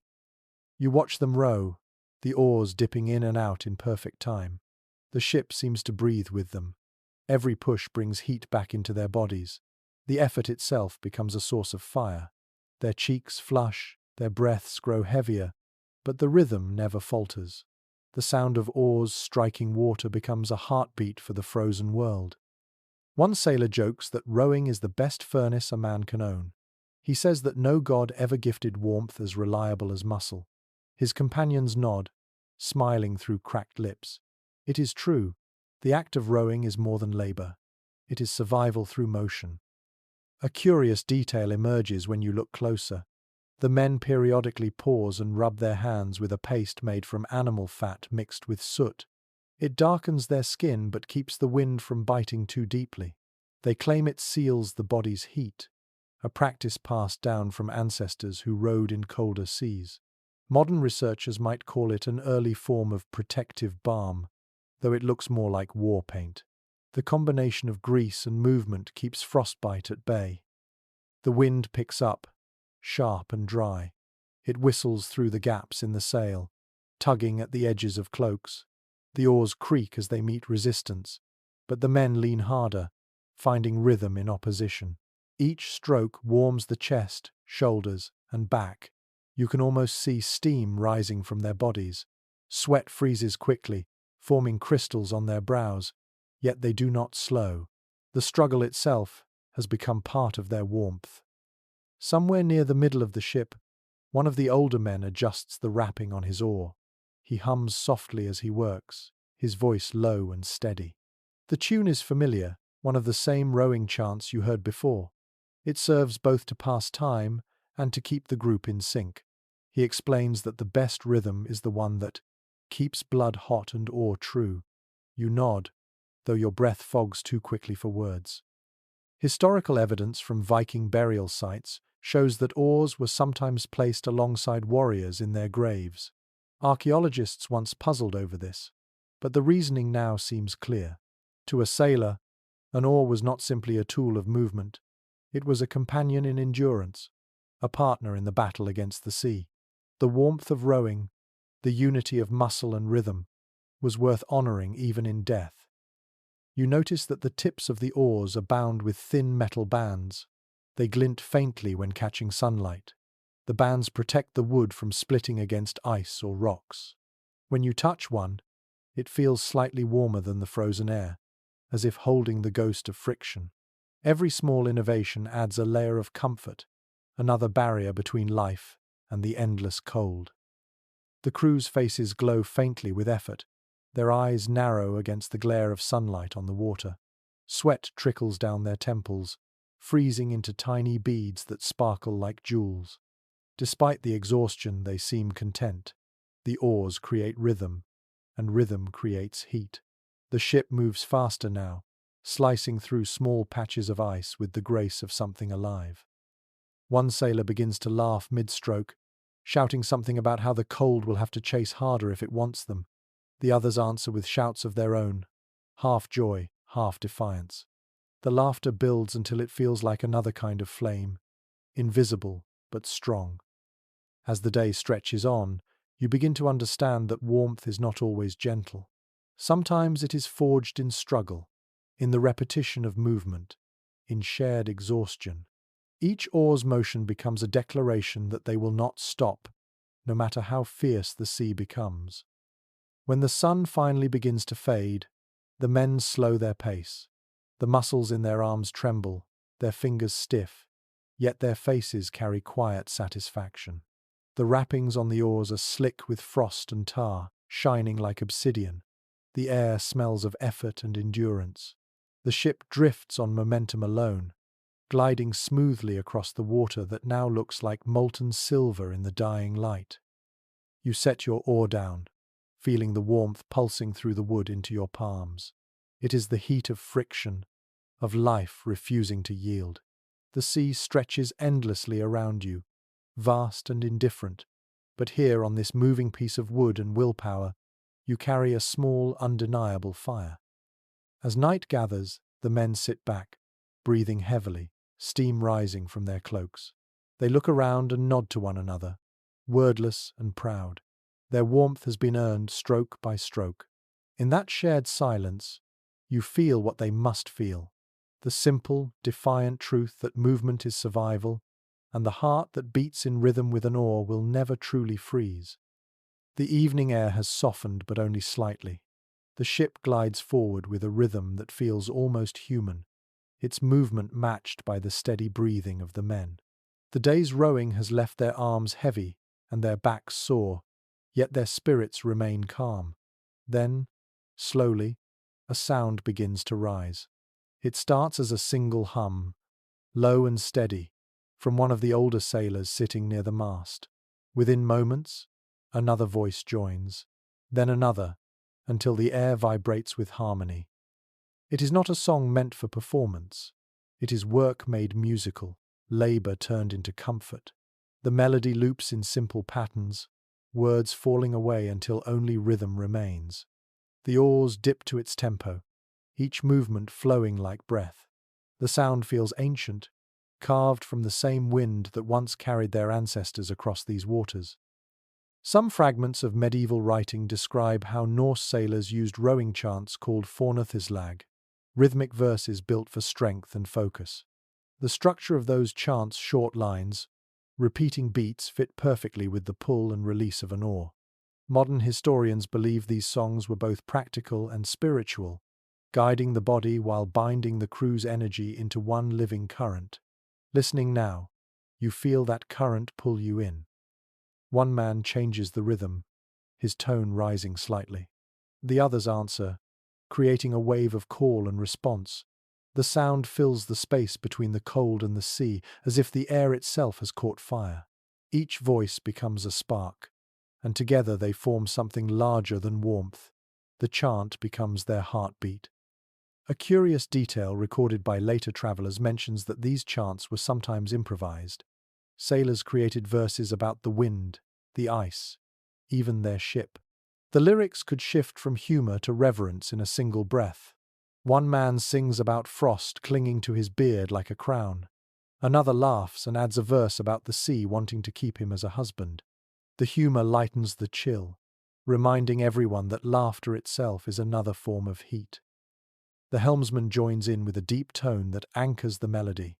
His voice rumbles through the wood beneath your feet, resonating like thunder trapped in the hull. You realize that this vibration, the sound of men breathing and moving together, is a kind of furnace. It warms not the skin but the heart. In this shared music, hierarchy disappears. The youngest sailor sings beside the oldest, the weakest beside the strongest. Each voice matters equally, each breath a contribution to survival. The unity feels effortless, born from instinct rather than command. You begin to understand why these voyages, however brutal, were remembered with pride. To sing in the face of cold is to tell the world you are still alive. Some researchers of Nordic culture suggest that rhythm and song were essential psychological tools for enduring hardship. They kept minds occupied, reduced fear, and gave purpose to pain. In a way, each chant was a ritual of defiance. When the sea roared, they sang louder. When the wind froze their hands, they answered with melody. The world could take warmth, but not their voice. A particularly strange tradition survives in a few sagas, that sailors believed certain tones could calm storms. It might sound superstitious, but the connection between vibration and calm is real enough. Even now you feel how the song steadies the ship. The motion becomes smoother, the oars gliding without strain. The sound organizes chaos into order. As the chant continues, you feel your own body react. Your shoulders loosen, your breath deepens. You find yourself joining quietly, letting your voice blend into the sea of sound. The melody requires no words, only trust in its rhythm. Around you, the crew's faces soften. Eyes half closed, they sing as if remembering something sacred. When the song finally fades, silence rushes back like a tide. The air feels strangely warm despite the cold. The men exchange nods, a few small smiles.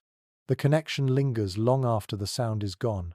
It reminds you of the warmth after laughter, the peace after prayer. Music, like fire, leaves its ember behind. The helmsman mutters that the sea listens when men sing honestly. No one questions him. The belief is not about magic but about balance. Sound fills the emptiness, gives the cold something to echo back. You feel that truth deep in your bones. Night arrives quietly. The stars are clear, and the air still trembles faintly from the vibrations that once filled it. The men settle to rest, their breath rising in soft clouds. You close your eyes and hear the ghost of the song replaying in memory. Its rhythm continues inside your chest, steady and reassuring. Perhaps this was how they survived most nights, through shared sound, shared movement, and shared breath. It was not warmth in the ordinary sense, but warmth in its purest form, human connection defying the silence of an indifferent sea. You lie back, feeling the ship's slow sway beneath you. The stars glitter like sparks above, the sea hums quietly below, and between them, you drift, warmed by echoes of voices that refuse to be quiet. The next day begins with the pale glow of dawn, soft as milk on the water. The air feels strangely calm, as if the sea itself is waiting for something. The men move about the deck quietly, speaking in low voices. You notice them tracing patterns with their fingers on the wooden railing and on their shields. The movements are deliberate and rhythmic. When you look closer, you see they are carving small marks, shallow but purposeful, runes. Old Norse runes were more than letters. They were pieces of belief, symbols that bound thought and fate. A Viking might carve one to bless a voyage, another to guard against storms, and another to call for courage when fear pressed close. These inscriptions were not mere decoration. They were prayers written in wood and iron, a language that could speak to things beyond sight. One sailor finishes his carving and wipes the dust away. The mark glints faintly where the blade has cut through frost. It looks like a simple line crossed with another, but he tells you it means warmth, the breath of life. He says it keeps the spirit from freezing, even when the sea tries to steal it. You watch him touch the rune lightly, lips moving in a silent promise. Archaeologists have found traces of similar carvings on fragments of ships and weapons, their meanings often linked to endurance or safe passage. Some historians think these were simply marks of ownership or memory, but others believe they carried power for those who made them. It is easy to believe the latter as you watch these men work, their faith blending with skill. The air smells faintly of pine sap and smoke from the small lamp the crew has managed to keep lit. Each rune seems to catch that light, holding it in its grooves. The men talk about old charms, the kind once whispered by healers and skalds. One mentions the Izaz rune, the ice symbol, which they sometimes carved not to invite cold but to control it. To understand ice, they said, was to master it. A curious tradition mentioned in later sagas speaks of warriors warming their hands by tracing runes across their palms before battle. It was believed that the act awakened energy, stirring courage and blood. Whether that truly generated heat or not, you cannot tell, but the idea itself feels powerful. These markings turn fear into motion. The youngest sailor asks an older man to carve one for him, claiming his hands are too cold to hold the knife. The elder nods and begins working. The blade scratches softly across the wood, a sound almost like whispering. When he finishes, he blows on the carving, sealing it with breath. Then he presses the handle into the young man's palm. "Now," he says, "you carry the warmth of two souls." The boy grins and grips it tightly. In the Viking world, warmth was as much spirit as flame. They believed that a person's will could shape reality, that intent could spark invisible fire. Their runes were vessels for that intent. Every carved mark on this ship feels like a heartbeat recorded in wood. You touch one near your seat and feel a strange calm spread through your fingers. Some scholars today remain uncertain about whether Vikings actually used runes for magical protection at sea. The evidence is scarce, yet the repetition of stories, across regions and centuries, suggests deep roots. Maybe it does not matter whether it worked. What mattered was that they believed it did, and belief itself can heat the soul. The wind picks up slightly, fluttering the edges of cloaks. The runes glisten with a thin sheen of ice, catching the light like small fires. The men pause to admire their work, a rare moment of quiet pride. The ship feels less like a vessel now and more like a living charm, its surfaces covered in the language of endurance. Then one of the sailors pulls a small pouch from his tunic. Inside are bits of red ochre mixed with ash. He dips a finger in and rubs the mixture over a carved rune, colouring it deep crimson. The pigment sinks into the wood, giving the mark the look of fresh blood. He says this awakens the symbol, feeding it with life. Others follow his example, staining their carvings with color. Soon the deck glows faintly with dozens of tiny marks, red against pale frost, as if the ship itself has veins. You can feel something shift in the air. The men seem lighter, their steps firmer. The act of carving has done more than decorate their world. It has steadied them. Ritual, in its quiet way, replaces fear with focus. You realize that in an age before insulation or technology, belief was their greatest defense. Even the animals seem to sense the change.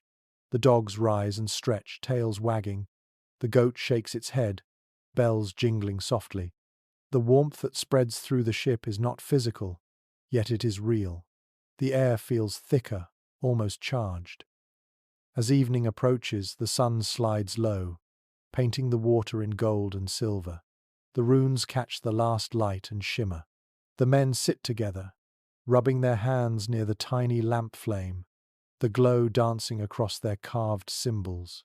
They talk about home, about families waiting beyond the fjords, about fires that burn in halls far from this frozen sea. You look down at your own hands, rough from cold, and imagine carving something for yourself, maybe a mark for memory or for courage. You trace the motion with your fingertip against the deck, and though nothing appears, the gesture itself feels like an act of warmth. When night comes, the crew settles beneath their cloaks. The ship creaks gently, every rune around you whispering its silent promise. You breathe in the cold air and exhale warmth into the dark. Somewhere between the sound of waves and wood, you can almost hear the language of survival written into the bones of the ship. The morning light stretches thin across the horizon, revealing a faint strip of land in the distance. The air is sharper today, carrying the scent of snow and pine. The men watch silently, their breath forming clouds that fade as quickly as they appear. They are nearing the northern edge of their route, a place where few outsiders ever dared to travel. Here, the Vikings met others who had mastered the cold long before them. According to surviving chronicles, the Norse traded with Arctic peoples like the Sami and Finnic tribes. From them, they learned new ways to face the bitter climate. It was an exchange not just of goods but of wisdom. The Sami lived in worlds of snow and wind, their knowledge carved into centuries of endurance. They taught the Norse how to read the ice, how to move with the weather instead of against it, and how to borrow warmth from the land itself. As the ship approaches a small inlet, a thin column of smoke curls from the shoreline. The crew recognizes it immediately. It is a signal, an invitation. They steer closer, and soon you see figures standing among reindeer hides stretched on wooden frames. Their clothing is unlike anything you've seen before, layers of fur and skin sewn with sinew, every surface designed to trap air and deflect moisture.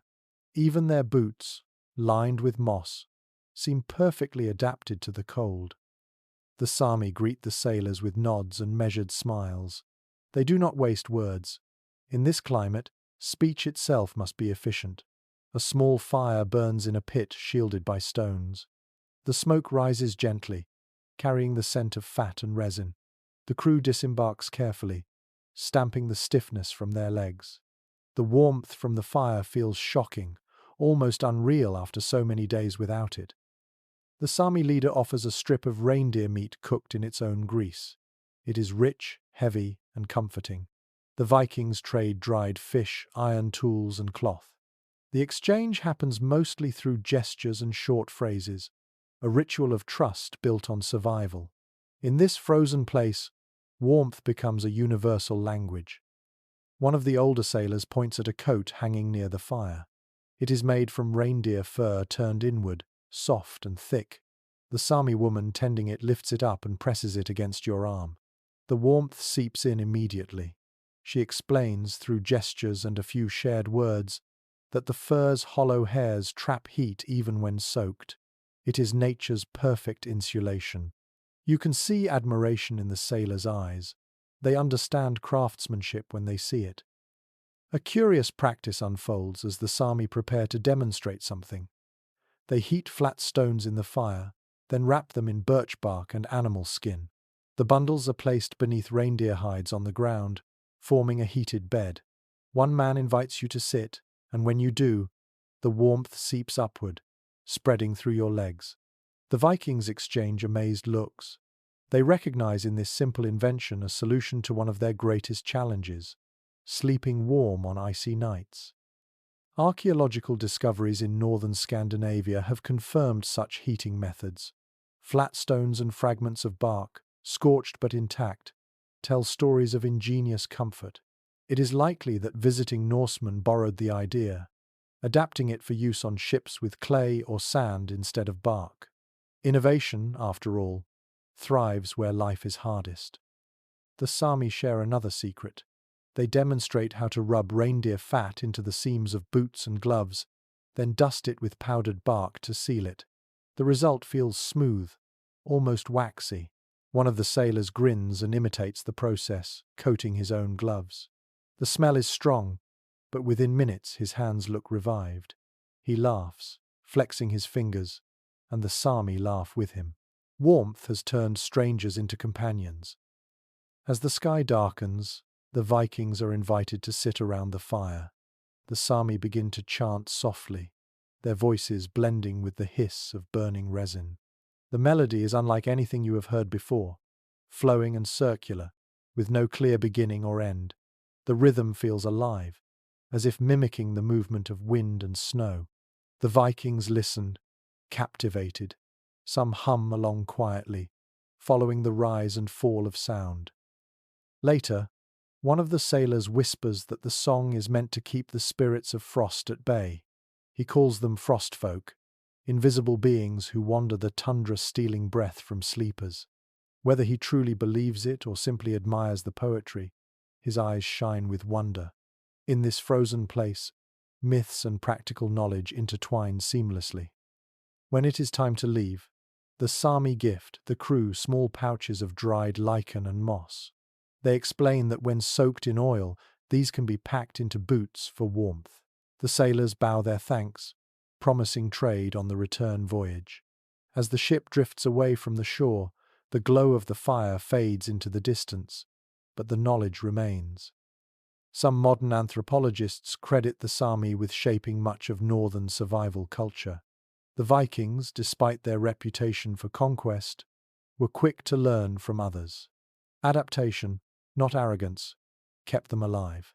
You can sense that spirit now as the men examine their new gear, already planning how to use it. As night falls, the crew sets up the hides over the deck again. Beneath them, the air is warmer than usual. The reindeer fur they traded glows faintly in the lamplight, thick and soft. You lie against it and feel heat flow from the fibers into your skin. It is a gift of another people, another world, yet it feels perfectly natural here. You look around and see the men settling into sleep, their faces relaxed, the dogs curled beside them. Outside, the sea murmurs softly against the hull. Above, the stars shine brighter than ever, reflected in the black water. You realize that every source of warmth the Vikings found: fire, wool, breath, and now the wisdom of others has become part of one endless chain. The wind stirs, carrying a faint echo of the Sami chant across the water. The sound fades quickly, but its rhythm remains in your mind. You close your eyes, breathing deeply, feeling the warmth beneath you and the chill above you. Between the two, you drift into calm sleep, wrapped in the shared knowledge of survival. The wind rises before dawn, carrying with it a chill that cuts through every layer of fabric and fur. The men wake to the sound of the hull groaning under pressure. When you look over the edge of the ship, you see sheets of ice pressing against the sides, sliding and grinding like the jaws of some enormous creature. The sea is closing in. Each man knows what must be done. They move quickly, pulling axes and hammers from beneath the benches. The air fills with the sound of metal striking ice. Every blow rings sharp and hollow, echoing across the frozen expanse. It is a violent rhythm, a desperate music of survival. The ice splinters into shards that glitter in the early light before vanishing under the black water. According to fragments of Icelandic chronicles, Viking crews often faced frozen seas on their northern routes. They carried short-handled axes and iron-tipped poles to break free when trapped. Modern expeditions have confirmed that their longships, with their flexible clinker-built hulls, could survive such punishment. The wood bent instead of cracking, shifting with each impact like a living thing. You watch one of the younger men swing his axe again and again until sweat shines on his forehead. Frost collects in his beard, making him look older than he is. The cold tries to steal his strength, but the motion keeps him alive. Every strike sends warmth rushing through his arms. The others join him, their voices rising in grunts and shouts of effort. Together they turn exhaustion into heat. One sailor calls out that the ice sings when it is ready to break. You listen closely and hear it. A faint, high-pitched note that wavers and then snaps. The sound is eerie but beautiful. The men cheer when the largest block splits and drifts aside. For a few moments, sunlight floods through the gap, and the sea glimmers like polished steel. A curious belief found in old maritime tales says that the sea has moods, just like a person. When calm, it rewards the respectful, but when angered, it punishes arrogance. Perhaps that is why the men shout thanks when the ice breaks. Their gratitude is rough but sincere. In this world, survival depends on humility as much as strength. The helmsman orders the crew to keep moving. The oars strike the water again, pushing the ship slowly forward. The friction of effort drives away the chill for now, but you can still feel the cold lurking beneath your skin. Around you, steam rises faintly from the men's backs. The ship smells of tar, sweat, and the faint sweetness of resin. Historians studying accounts of Arctic navigation believe that the Vikings saw every frozen obstacle as a challenge from the gods. Some even claimed that the spirit of Thor guided their axes, cracking the ice with unseen strength. Others argued that such stories were morale, not faith words meant to keep fear at bay. Either way, the results were the same. Courage was warmth. The ice begins to close again at the edges of the ship's wake. The men redouble their efforts, hacking at the encroaching slabs before they can trap the hull. The sound grows steady and rhythmic. The air fills with flying crystals that catch the sunlight like sparks. For a fleeting moment, it feels as though the crew is surrounded by fire instead of ice. One of the sailors jokes that this is their true forge, a sea of frozen anvils. The others laugh breathlessly, the noise bright and human against the monotone roar of wind. Even laughter creates warmth here. It rolls through the group like a small storm of life. You notice how they take turns, never letting one man tire too long. They move like gears in a single machine. Every motion has purpose, every pause has reason. It is the kind of teamwork that can only come from years of shared hardship. You find yourself swinging an axe beside them, feeling the shock of impact run up your arms, the sudden rush of blood that follows. Pain becomes heat, and heat becomes courage. After hours of labor, the path finally clears. The ship glides free, leaving a long trail of shattered ice behind. The men drop their tools and collapse to the deck, laughing through their exhaustion. Their faces are raw, their hands bleeding, but their eyes shine with satisfaction. They have beaten the sea again. Some scholars studying Viking endurance argue that moments like these forged more than legends, they built identity. To survive together meant to belong to something greater than oneself. That shared struggle created loyalty stronger than any oath.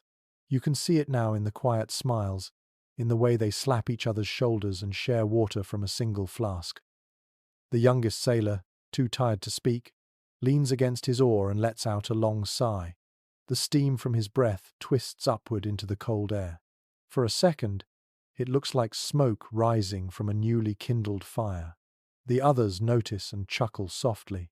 One says that every man carries his own hearth, hidden inside his lungs. It is meant as a joke, yet it feels true. The wind softens at last, and the sea opens wider. The sound of breaking ice fades into gentle ripples. The crew settles down, wrapping themselves in cloaks. The silence that follows is deep and peaceful. You look around and realize how strange it is that exhaustion can feel so close to contentment. The body, though aching, glows from within. As dusk approaches, the horizon turns the color of copper. The men stare into it quietly.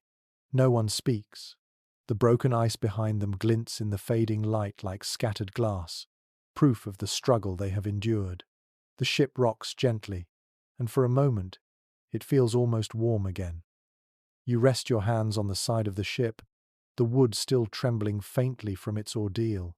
The warmth under your palms is faint but undeniable, born of friction, effort, and will. The Vikings did not need fire to feel alive. Their warmth came from motion, from unity, from defiance. You breathe deeply and feel that same heat pulsing through your chest. The sea is calm once more, but inside you, something still burns. When the night finally falls again, the cold becomes almost beautiful. The air clears until every star glows with sharp precision. The sea reflects them perfectly, so that for a moment it seems you are floating in the middle of the sky. The longship glides forward in silence, its oars raised to rest. The men sit quietly, staring upward. The world feels suspended between frost and light. Then someone murmurs, almost in awe, and points. A green shimmer begins to ripple across the northern horizon.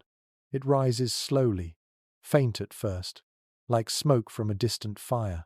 Then it spreads, brightening until it fills half the sky with flowing curtains of color. The northern lights have come. The crew watches in complete stillness. Even the dogs lift their heads, eyes reflecting the shifting glow. The colors twist and fold, green melting into pale violet, then into gold. The light moves silently, but it feels alive, as if the sky itself is breathing.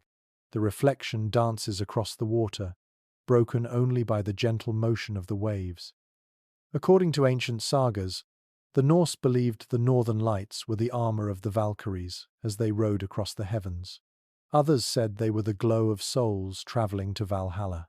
Some thought the lights were messages from ancestors, shimmering bridges between the living and the dead.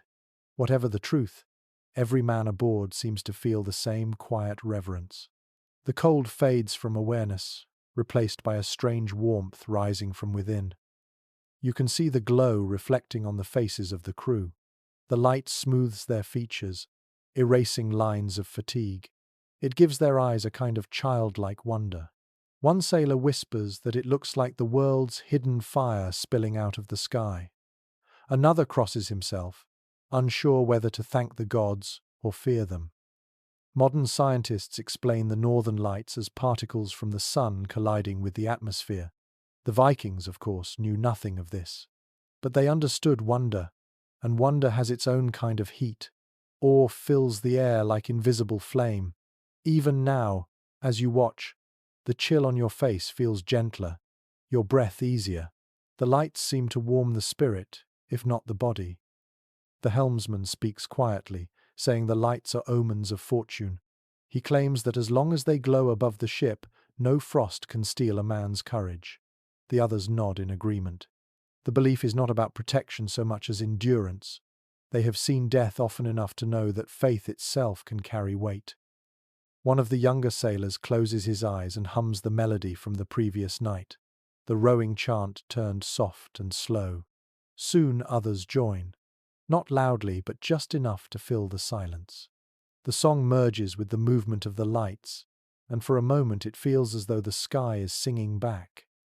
A few historians studying Norse oral tradition suggest that these moments of shared wonder were vital for morale. The Arctic was a place that could break the human spirit, and beauty was one of the few things that could mend it. When the aurora filled the sky, sailors stopped thinking about cold and danger. They thought about meaning. They thought about home. The colors shift again, growing brighter. The green deepens to emerald, streaked with red at the edges. The water catches the glow and turns to liquid glass. You feel the reflection touch your face, a faint tingle like warmth disguised as light. The sensation is impossible to describe, but utterly real. One of the older men begins to speak softly, reciting a tale his father told him. It is about a warrior who followed the lights across the ice and found a hall where the dead feast forever. The story is simple, but his tone is filled with longing. You can tell it is not a tale of death but of belonging. The fire in the sky reminds them that somewhere beyond the frost, warmth is eternal. The dogs whine quietly, unsettled by the glow. A sailor strokes one behind the ears and murmurs something soothing. Even the animals seem to sense that this is no ordinary night. The ship drifts slowly, its reflection wrapped in the luminous waves of color above. A strange peace settles over you. The air feels alive yet still. Every sound, the creak of ropes, the sigh of waves seems softened. The men speak less and less until only the sound of breathing remains. The aurora moves faster now, folding and unfolding like a vast curtain of silk. The world feels infinite, but you are no longer afraid of its size. Perhaps this is why the Vikings spoke of the heavens as alive. To them, the world was not divided between natural and supernatural. Everything was part of the same breath. The cold, the stars, the sea, and now this glowing fire above all belonged to one body. Standing beneath it, you feel like a single cell within that vast organism. When the lights begin to fade, the crew remains silent. The sky returns to darkness, but the warmth of the moment lingers. The stars reappear, dimmer now, but more numerous. The men lie down without words, cloaks pulled close. You can still see faint traces of green behind your eyelids when you close them, as if the light has burned its memory into you. Historians sometimes say that the Vikings sought not comfort but meaning. Looking at the sky tonight, you understand why. Fire, when it cannot be built, must be imagined, and imagination, when shared, becomes real enough to feel. As you drift into half-sleep, the rhythm of the waves returns. The sea hums softly against the hull, and somewhere inside you, a quiet glow remains. The sky may have gone dark again, but the warmth of that vision still lives behind your ribs. It is the oldest kind of heat, born not of fire, but of wonder. Morning comes without warning, its light soft and cold. The air smells faintly of pine resin and salt. In the distance, dark outlines of land rise slowly through the fog. The men stand at the bow, silent for a while, watching the shore grow closer. After weeks of frozen sea and endless sky, the thought of land feels almost strange. The promise of warmth is so near that it hums in the air like a memory. The helmsman smiles, his cracked lips parting just enough to speak. "Home," he says simply. The word rolls through the crew like music. Shoulders straighten, eyes brighten. The ship moves faster, the oars dipping into the water with renewed strength. The men begin to talk again, voices rising with laughter. Every syllable sounds lighter, as if the cold itself has lost its hold. Soon the scent of wood smoke reaches you. It is faint at first, drifting from the shore ahead, but unmistakable. The smell strikes something deep inside you, something ancient. It is the smell of land, of hearths, of safety. You close your eyes and breathe it in until your chest aches. Around you, the men do the same. According to early Norse writings, the first sight of smoke on the horizon was considered a blessing from the gods. It meant life. It meant that someone, somewhere, had tamed fire and kept it alive through the winter. The returning sailors would take it as a sign that their voyage was protected. For them, warmth was not just comfort, it was proof that the world had not forgotten them. The ship glides into a narrow inlet where snow-covered cliffs rise on either side. Small houses dot the shore, their roofs made of turf and bark. Smoke curls from every chimney, mingling with the mist. People appear at the water's edge, waving and calling out. Dogs bark, their voices echoing across the fjord.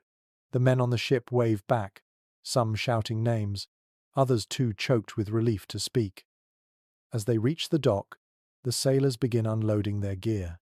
You can see how careful they are with every movement, as though afraid to disturb the fragile line between sea and land. The first step onto solid ground feels heavy, almost sacred. The frozen mud gives slightly underfoot, and the sensation of earth rather than water brings a strange comfort. One of the villagers brings a torch closer to guide them. The orange light spills across the men's faces, revealing deep lines and cracked lips. The heat from the flame brushes your skin, and for the first time in what feels like forever, you feel true warmth. It is almost overwhelming. Tears spring to your eyes without warning. The men laugh at each other, some pretending to cough to hide emotion, others simply letting the laughter shake out of them like a thaw. Inside the longhouse, the air is thick with smoke and the smell of pine and roasted meat. The ceiling beams drip with condensed moisture, and the fire at the center crackles and spits. The sound is hypnotic. You can feel the heat wrapping around your body like a heavy cloak. The men gather close to the flames, holding out their hands, their faces glowing red in the light. One of the older women ladles hot broth into wooden bowls. Steam curls upward, carrying the scent of herbs and fat. The men drink greedily, not from hunger but from longing. The taste of warmth is as important as the warmth itself. Someone begins to hum softly. The same rowing chant turned now into a slow lullaby. The rhythm of survival has become the rhythm of peace. Archaeological evidence of Viking longhouses shows how ingeniously they were built for heat. Thick turf walls trapped air like insulation, and central hearths were surrounded by stone to store warmth through the night. Smoke holes in the roof let just enough air escape to feed the fire while keeping most of the heat inside. It was a perfect balance, an ancient art of keeping the frost at the threshold without letting it enter. The fire burns higher as the crew settles in. One sailor stretches out his hands, smiling at the sensation of heat stinging his skin. "I had forgotten what it feels like to sweat," he says, and the others nod in agreement. You can see the frost melting on their cloaks, droplets sliding down to hiss and vanish on the stones near the fire. The sight is strangely satisfying, like watching winter surrender. A curious tradition begins. Each man takes a small piece of wood or charcoal from the hearth and presses it against his palm. The mark it leaves is faint but visible, a tiny black smudge. They say it reminds them of the fire they will carry inside until the next voyage. It is symbolic, but the warmth in the gesture is real. The villagers listen to the stories of their journey, the frozen seas, the singing ice, the faint fire hidden under shields. Children gather near, wide-eyed, as one sailor describes the lights that danced in the sky. Every detail seems to weave a spell. The longhouse becomes a theatre of flame and memory, where survival turns into legend. Later, when the food is gone and the laughter fades, the men sit quietly around the fire. The glow flickers across their faces, turning fatigue into calm. You can feel the steady pulse of heat beneath the smoke, like the heartbeat of the world itself. The storm outside no longer matters. The cold can knock all it wants, but it cannot enter here. Some historians believe that the ritual of gathering around the hearth shaped Viking identity as much as war or exploration. Fire was the one thing that made all effort worthwhile. Watching the men now, you see that truth unfold. They are warriors, traders, survivors, but in this moment, they are simply human beings warming their hands at the center of their world. The night deepens. Outside, the sea groans softly beneath the ice. Inside, laughter returns, quieter now, mingling with the crackle of burning pine. You close your eyes and let the warmth soak through every part of you. After so many days of cold, it feels like rebirth. In that moment, you understand the real secret of Viking endurance. It was not strength alone or courage or even ingenuity. It was the memory of the hearth of fire, waiting at journey's end. Every voyage began and ended with flame, the single constant in a world of ice. And as you drift towards sleep, surrounded by its glow, you feel that truth settle gently inside you like embers refusing to die. The following morning arrives with a silence so deep that it feels almost sacred. Outside, the land still sleeps under frost, but inside the longhouse the fire glows softly, painting every wall in tones of amber and gold.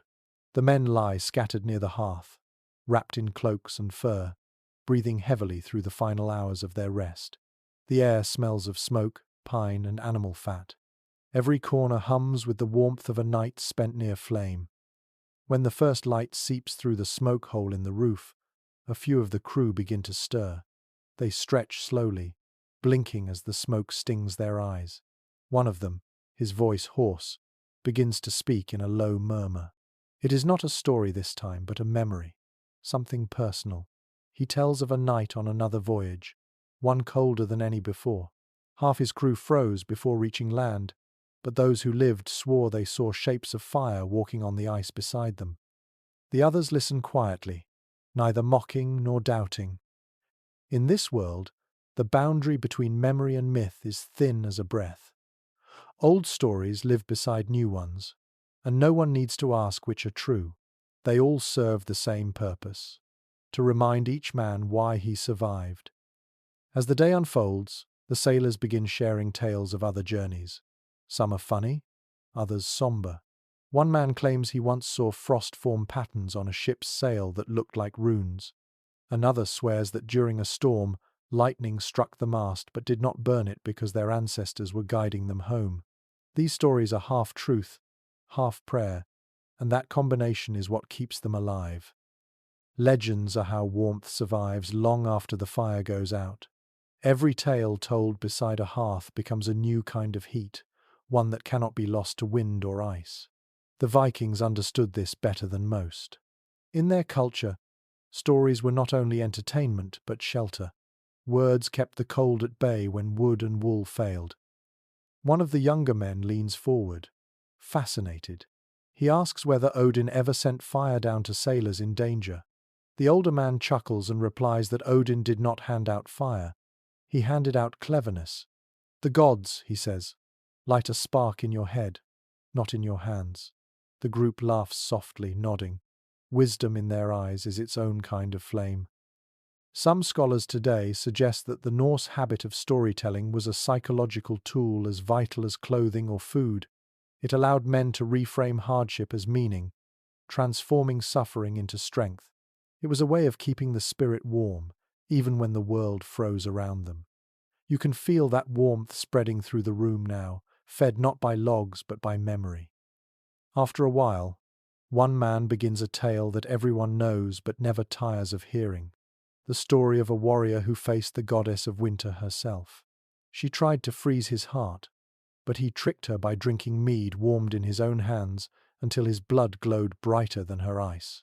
He returned home and built a fire that never died, and from that fire, every home in his village was lit. The room falls silent at the end of the story. Even the fire seems to pause, as if listening to its own origin retold. Then, slowly, the men begin to smile. One tosses another log into the hearth. The flames leap higher, crackling with new life. The story has done what it was meant to do. It has rekindled belief. Outside, the morning deepens. The villagers begin their work, leading animals to the pens, carrying buckets of water from the stream. The sailors watch through the narrow windows, still wrapped in their cloaks. The simple rhythm of daily life feels like another kind of fire. The sight of people moving with purpose fills them with quiet peace. You walk to the entrance and push the wooden door open. Cold air rushes in, but it no longer feels cruel. It feels honest. You step outside, the snow crunching under your boots. Smoke from the longhouse rises in lazy spirals, caught briefly by the wind before vanishing into the pale sky. The world is bright and endless, the light bouncing off every surface until it feels like standing inside a mirror. A group of children runs past, laughing, their cheeks pink from the cold. One of them holds a stick with a glowing ember at the end, borrowed from the communal hearth. He waves it like a torch, proud and fearless.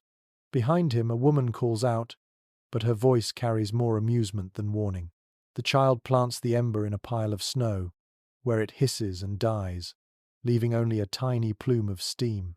You realize that even here, surrounded by frost, the people play with fire like an old friend. The crew begins preparing to depart again. Their tasks are slower now, gentler. They patch sails, check ropes, and refill barrels. The warmth of the hearth lingers in every motion. They talk quietly of home, of families waiting farther inland, of meals shared around fires that never had to be hidden under shields or carried inside stones. Before leaving, they perform one last custom. Each man takes a small piece of charcoal from the hearth and places it carefully in a leather pouch. It is not for light or cooking. It is symbolic, a fragment of safety to carry into the world. When they sail again, they will bring it aboard, placing it in the sandpit amidships where their secret fire once slept. The act is half ritual, half insurance, a promise that warmth will always find its way back to them. You stand beside the hearth one last time. The flames flicker softly, casting orange light across the stone walls. You can hear the faint hum of the sea outside, the rhythm of the tide returning. You close your eyes and let the heat brush your face, the same heat that carried the Vikings through every frozen night. It feels less like temperature and more like presence, the quiet certainty that life endures. When you step outside again, the sky is pale blue and cloudless. The men are already boarding the ship. You follow, the sound of boots thudding softly on wood. Behind you, the smoke from the longhouse drifts upward, curling into the cold air like a final blessing. The memory of fire stays with you, faint but steady, a living thread connecting everything that breathes. The new voyage begins at dawn. Frost glazes the ship's planks, and the water laps softly against the hull, whispering the familiar rhythm of departure. The village fades behind you, its columns of smoke curling into the pale sky. The men row in silence for a while, their movements steady, almost tender. The sea accepts them again like an old friend. The air is cold enough to sting, but the memory of the hearth still clings to their clothes. Every man carries a pouch at his belt, each one holding a fragment of charcoal from the longhouse fire. They treat it with the same care they would give to a weapon or a relic. It is both symbol and safeguard, a promise that they carry light within them no matter where they go. As the ship drifts into open water, the sunlight hits the sea in long ribbons of silver. The world feels endless once more, but this time, the cold no longer seems hostile. It feels like a test they already know how to pass. The crew begins to talk softly, their voices weaving in and out of the sound of the waves. They speak of what they have learned how to find warmth in motion, in song, in belief, in one another. One sailor pulls out his pouch and tips a single black fragment into his hand. It looks small and lifeless, yet when the sun touches it, it gleams faintly. He closes his fist and grins. "Still warm," he says, and everyone smiles. The simple act of speaking those words seems to make them true. Historians who study Norse ritual often note how symbolism shaped survival. For the Vikings, every action carried meaning. To carry a piece of burned wood from a fire was not superstition, it was continuity. It meant that the past traveled with them, that warmth could cross the sea even when flames could not. As the day brightens, a gentle wind rises. The sail fills, snapping once before settling into a steady pull. The men adjust ropes and knots, their hands moving with practiced ease. You can see the wool wrappings still clinging to the oars, dark with tar and oil. Everything on the ship has purpose. Every surface holds memory. The warmth that began as fire has now become routine woven into every gesture, every habit of survival. A group of gulls follows in the ship's wake, their cries sharp against the sky. The men toss them bits of dried fish, laughing as the birds dive and squabble. Laughter, once rare on this voyage, now feels natural. It rolls through the air like a breeze. Warmth is no longer something they chase. It lives in the moments between words. One of the older men begins humming again, the same chant that once kept time during their darkest nights. But now it sounds softer, almost playful. Others join in, turning work into music. The sound carries across the water, mixing with the wind. The rhythm feels lighter this time, less about endurance, more about balance. A curious fact found in Old Norse poetry suggests that sailors often sang at both the start and end of a journey, but the tone changed completely. The first songs were for courage, the last for gratitude. What began as a fight for life ended as a hymn to peace. Listening to them now, you feel that truth unfold. Their voices are calm, content. They sing not to survive, but to remember. By midday, the sun stands high, pale but generous. The deck has dried, and the ice on the ropes melts into droplets that sparkle like beads. The men remove their gloves to stretch their fingers, and steam rises faintly from their skin. The scene feels almost warm, though the air remains biting cold. You realize that temperature has ceased to define their comfort. What matters now is rhythm, breath, and trust. One sailor begins carving another rune into the railing. He works slowly, his knife tracing delicate lines. You recognize the symbol, it is the same one for warmth carved before, the breath of life. When he finishes, he presses a thumb over the groove and nods. He does not say a word. No one needs to. The act alone is enough. A scholar once wrote that Vikings saw the sea not as an enemy but as a mirror of themselves. It could freeze or flow, rage or rest, but it always moved. To be alive, they believed, was to keep moving. You feel that lesson in every shift of the ship, every creak of the planks. The cold may never end, but neither does the motion that defies it. As afternoon fades, clouds gather on the horizon. The men notice but do not rush. They know what storms mean now. The sky darkens slowly, the wind turning colder. Someone ties down loose ropes while another checks the sail. The dogs curl together. The goat stamps its hooves nervously. The first drops of snow fall soft and soundless. The helmsman looks to the crew and smiles faintly. "It will pass," he says, and the others nod. He is right. The storm comes without fury, a quiet snowfall that wraps the world in white. The ship drifts through it like a dream, the sound of the water muted beneath a blanket of silence. The men pull their cloaks tighter, huddling together in calm familiarity. Snow gathers on the deck, but no one scrambles to clear it. They let it rest for a while, knowing it will melt with their movement.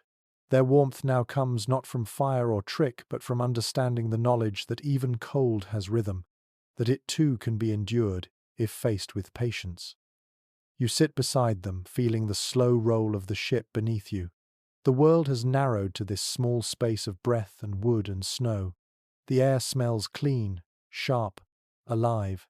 When you look up, the clouds are breaking again, revealing a streak of pale light. The men lift their heads to see it, their faces glowing softly in the fading Sunday. For a long time, no one speaks. They do not need to. The lesson of warmth has been learned, written into muscle and bone. It does not live in fire alone, but in will, in rhythm, in the quiet certainty that life will always find its heat again. The day ends with that light still on their faces. The wind quiets, the snow fades, and the ship sails onward into calm waters. You close your eyes and feel the steady pulse of motion, the heart of warmth beating quietly beneath the frost. By the next morning, the storm has faded completely, leaving the world clear and bright. The sky glows a pale gold near the horizon, and the water is calm enough to mirror it perfectly. Frost still clings to the edges of the sail, but it glitters now instead of biting. The men move quietly, almost reverently, as though afraid to disturb the rare stillness. Every sound, the dip of an oar, the shuffle of boots on wood feels amplified. The sea around you is vast, but the ship seems smaller in a comforting way, like a single heartbeat moving through an endless body. You realize that every plank, every knot, every tool bears the imprint of human touch. This vessel is not just a machine, it is a memory made solid. It carries within it everything that has been learned about warmth, endurance, and faith. The helmsman steers gently, his hands steady on the tiller. His beard is streaked with frost, but his eyes are bright. He hums softly to himself, a tune too low to recognize, perhaps something his father sang long ago. The sound merges with the rhythm of the sea until it is impossible to tell where one ends and the other begins. Historians often describe Viking voyages as feats of bravery.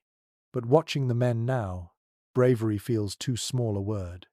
What they practice is patience, the courage to keep moving when nothing promises comfort. Every choice they make, from the tar on the oars to the fur beneath their cloaks, is a testament to understanding rather than defiance. They do not fight the cold anymore. They negotiate with it. One of the younger sailors begins to laugh suddenly. He points toward the horizon where a group of seals basks on an ice floe. The animals lift their heads lazily, unbothered by the cold, their bodies glistening in the light. The men laugh with him, admiring their serenity. For a moment, it feels like they are looking at a reflection of themselves, creatures perfectly shaped for their world. A curious idea found in later Nordic writings suggests that sailors sometimes envied the seal, calling it the warmest of the cold-born. Its fat and fur were symbols of balance, proof that warmth could exist even in ice. The men joke now about turning into seals themselves, living in the sea without worry. Their laughter ripples across the deck, soft and genuine. The dog, near the prow, barks once, breaking the calm. The sound echoes strangely, rolling across the open water. Then it stops, and silence returns. The crew grows still again, not from fear but from awe. The sea is so smooth that even small ripples seem sacred. In that silence, you can hear the faint creak of the hull expanding under sunlight. The warmth of day is returning, slow but sure. One sailor removes his gloves and presses his palms flat against the deck. Steam rises faintly from the wood where his skin touches it. "Alive," he whispers, and the others nod. The ship, it seems, is alive in truth. Its warmth comes from motion and from the lives it carries. You feel that same pulse beneath your fingers, a subtle rhythm, steady and enduring. Researchers examining the preserved hulls of Viking ships have noted something remarkable. The wood fibers in oak and pine, once soaked with oil and salt, retain traces of elasticity for centuries. This flexibility gave the ships their strength, but it also trapped heat, however faint. A longship could stay slightly warmer inside than the air around it, the wood itself holding on to the memory of friction and Sunday. Even nature seemed to conspire with human will to preserve warmth. As the day wears on, the men share the last of their dried meat and pour what remains of the mead into a single cup. The helmsman raises it, and the rest follow his gesture. He says a few quiet words, nothing formal, just a wish for steady winds and safe passage home. The cup passes from hand to hand, each man taking a sip. When it reaches you, the mead tastes faintly of honey and salt, sunlight caught in liquid form. One of the older sailors begins to tell a story about his youth, about how he once believed fire lived inside the sea itself. He had watched lightning strike the waves and saw blue flames dance across the surface. To him, that was proof that even water could burn if treated with respect. The men listen, amused and thoughtful. Perhaps he is exaggerating, but perhaps not. The ocean hides its own mysteries, and the Vikings have always been its students as much as its conquerors. The afternoon stretches quietly. The sun drifts higher, melting thin sheets of ice into rippling paths. The men take turns resting, heads bowed, their faces softened by exhaustion. Some sleep sitting up, hands still wrapped around oar handles as if afraid to let go. The warmth that fills the air now is gentle, a mix of sunlight, breath, and shared presence. It is not enough to forget the cold, but enough to live with it. The helmsman glances toward you and smiles. "We used to chase fire," he says, "but now we carry it." His words linger, settling into the hum of the sea. It is the truest thing anyone has said all voyage. A few clouds drift in from the west, their edges glowing gold. The wind shifts slightly, cooler again, but no one seems to mind. They pull their cloaks closer, adjust their footing, and continue forward. The ship moves with a steady grace, its timbers groaning softly, its shadow long and dark across the glittering surface. By evening, the horizon burns orange and red. The light reflects on the water until it seems the whole sea is on fire. The men pause to watch. No one speaks. The reflection stretches endlessly, a river of flame flowing beneath the ship. For a moment, it feels as if the Vikings have finally found the warmth they were searching for, not in fire or oil or skin, but in the beauty of the world itself. When the last light fades, the stars return, cold and bright. The men lower the sail, letting the ship drift in quiet rhythm. You lie back against the deck, feeling the faint warmth of the sun still caught in the wood. The sea sighs softly beneath you, a lullaby older than language. It occurs to you that perhaps this is what the Vikings always understood, that warmth is not a place or a possession but a practice, something found and lost and found again in every moment of motion and breath. The ship rocks gently, the sky stretches forever, and within this vast cold, life still glows. Night returns slowly, slipping across the sky like a tide. The water beneath the ship darkens until it blends with the heavens, and the air grows sharp once more. Frost begins to form on the edges of the ropes and the tips of the oars. Yet the men do not huddle this time. They move easily, their motions calm, their breaths even.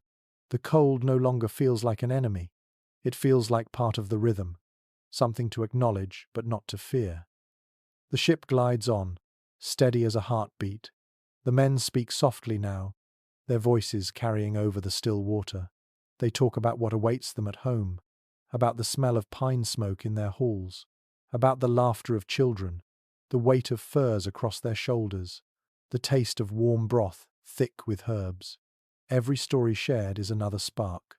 The air fills with quiet heat.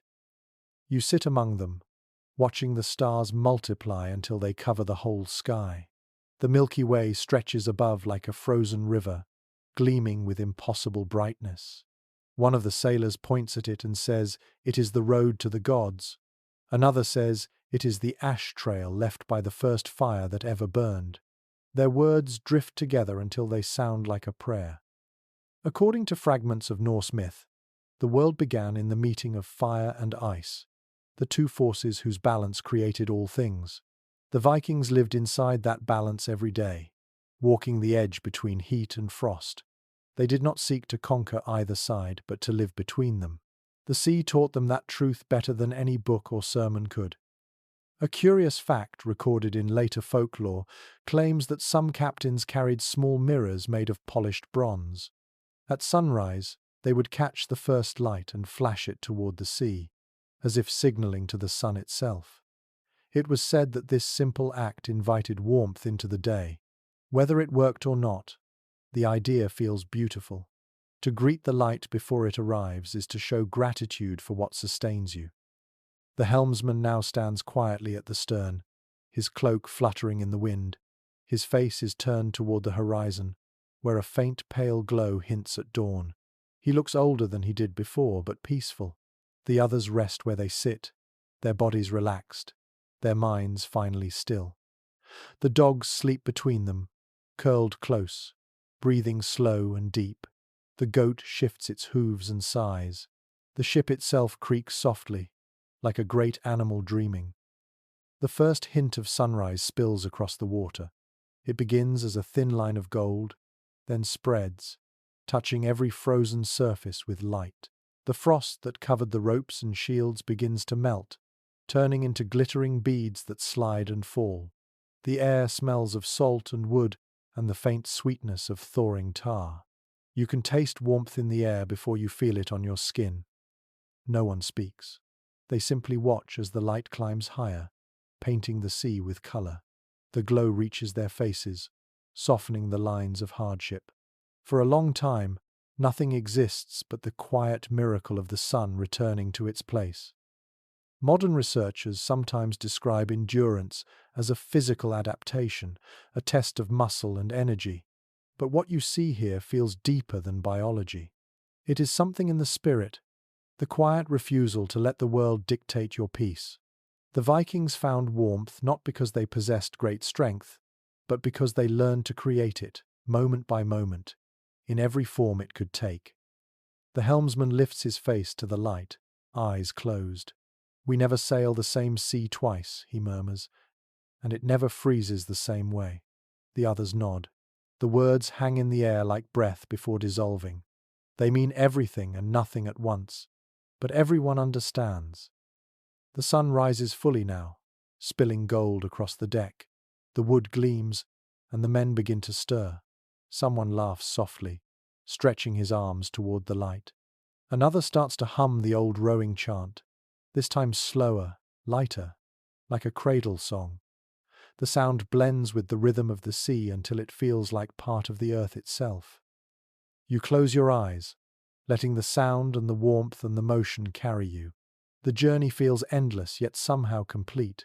The cold has not vanished, but it no longer matters. It has become part of you, balanced by the warmth that has never left.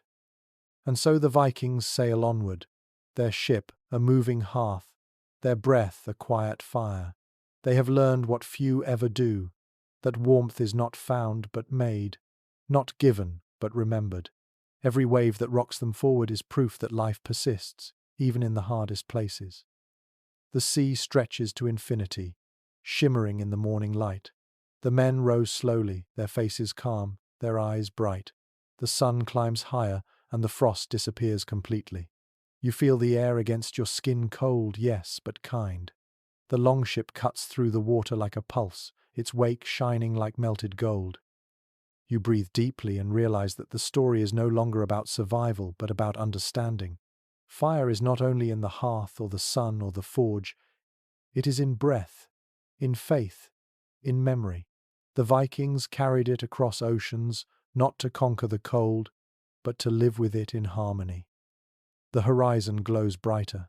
The ship sails toward it without hurry, steady and sure. The sound of oars fades into the calm. The light rests gently on every face. The world is quiet. The warmth remains. The sea drifts into silence. The light softens, and the rhythm of the waves slows until it feels like breathing. You can hear only the soft creak of the wood beneath you, and the faint murmur of water brushing against the hull. The air is cool again, but it no longer feels cruel. It feels like an old friend, quiet and familiar. You close your eyes and let yourself drift with the ship. Every sound grows slower, deeper. The distant calls of gulls fade into nothing. The smell of salt lingers, mingled with the faint sweetness of pine and smoke. Your body feels heavy, your thoughts lighter, as though they too are floating.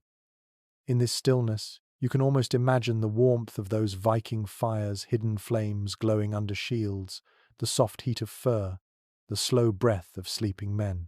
You picture their faces calm in the darkness, their faith in morning unshaken. The same rhythm that carried them across frozen seas now carries you towards sleep. Breathe slowly. The air is clear. The sea is calm. Each exhale lets go of what the day carried in. Each inhale brings back a trace of light. The stars above are distant, but patient.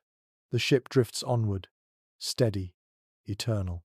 Somewhere in the quiet, you can almost hear the echo of oars dipping into water, the song of endurance turned into a lullaby. Let the sound fade now. Let the light dim. The warmth remains, small and steady, waiting for you in the dark. Good night.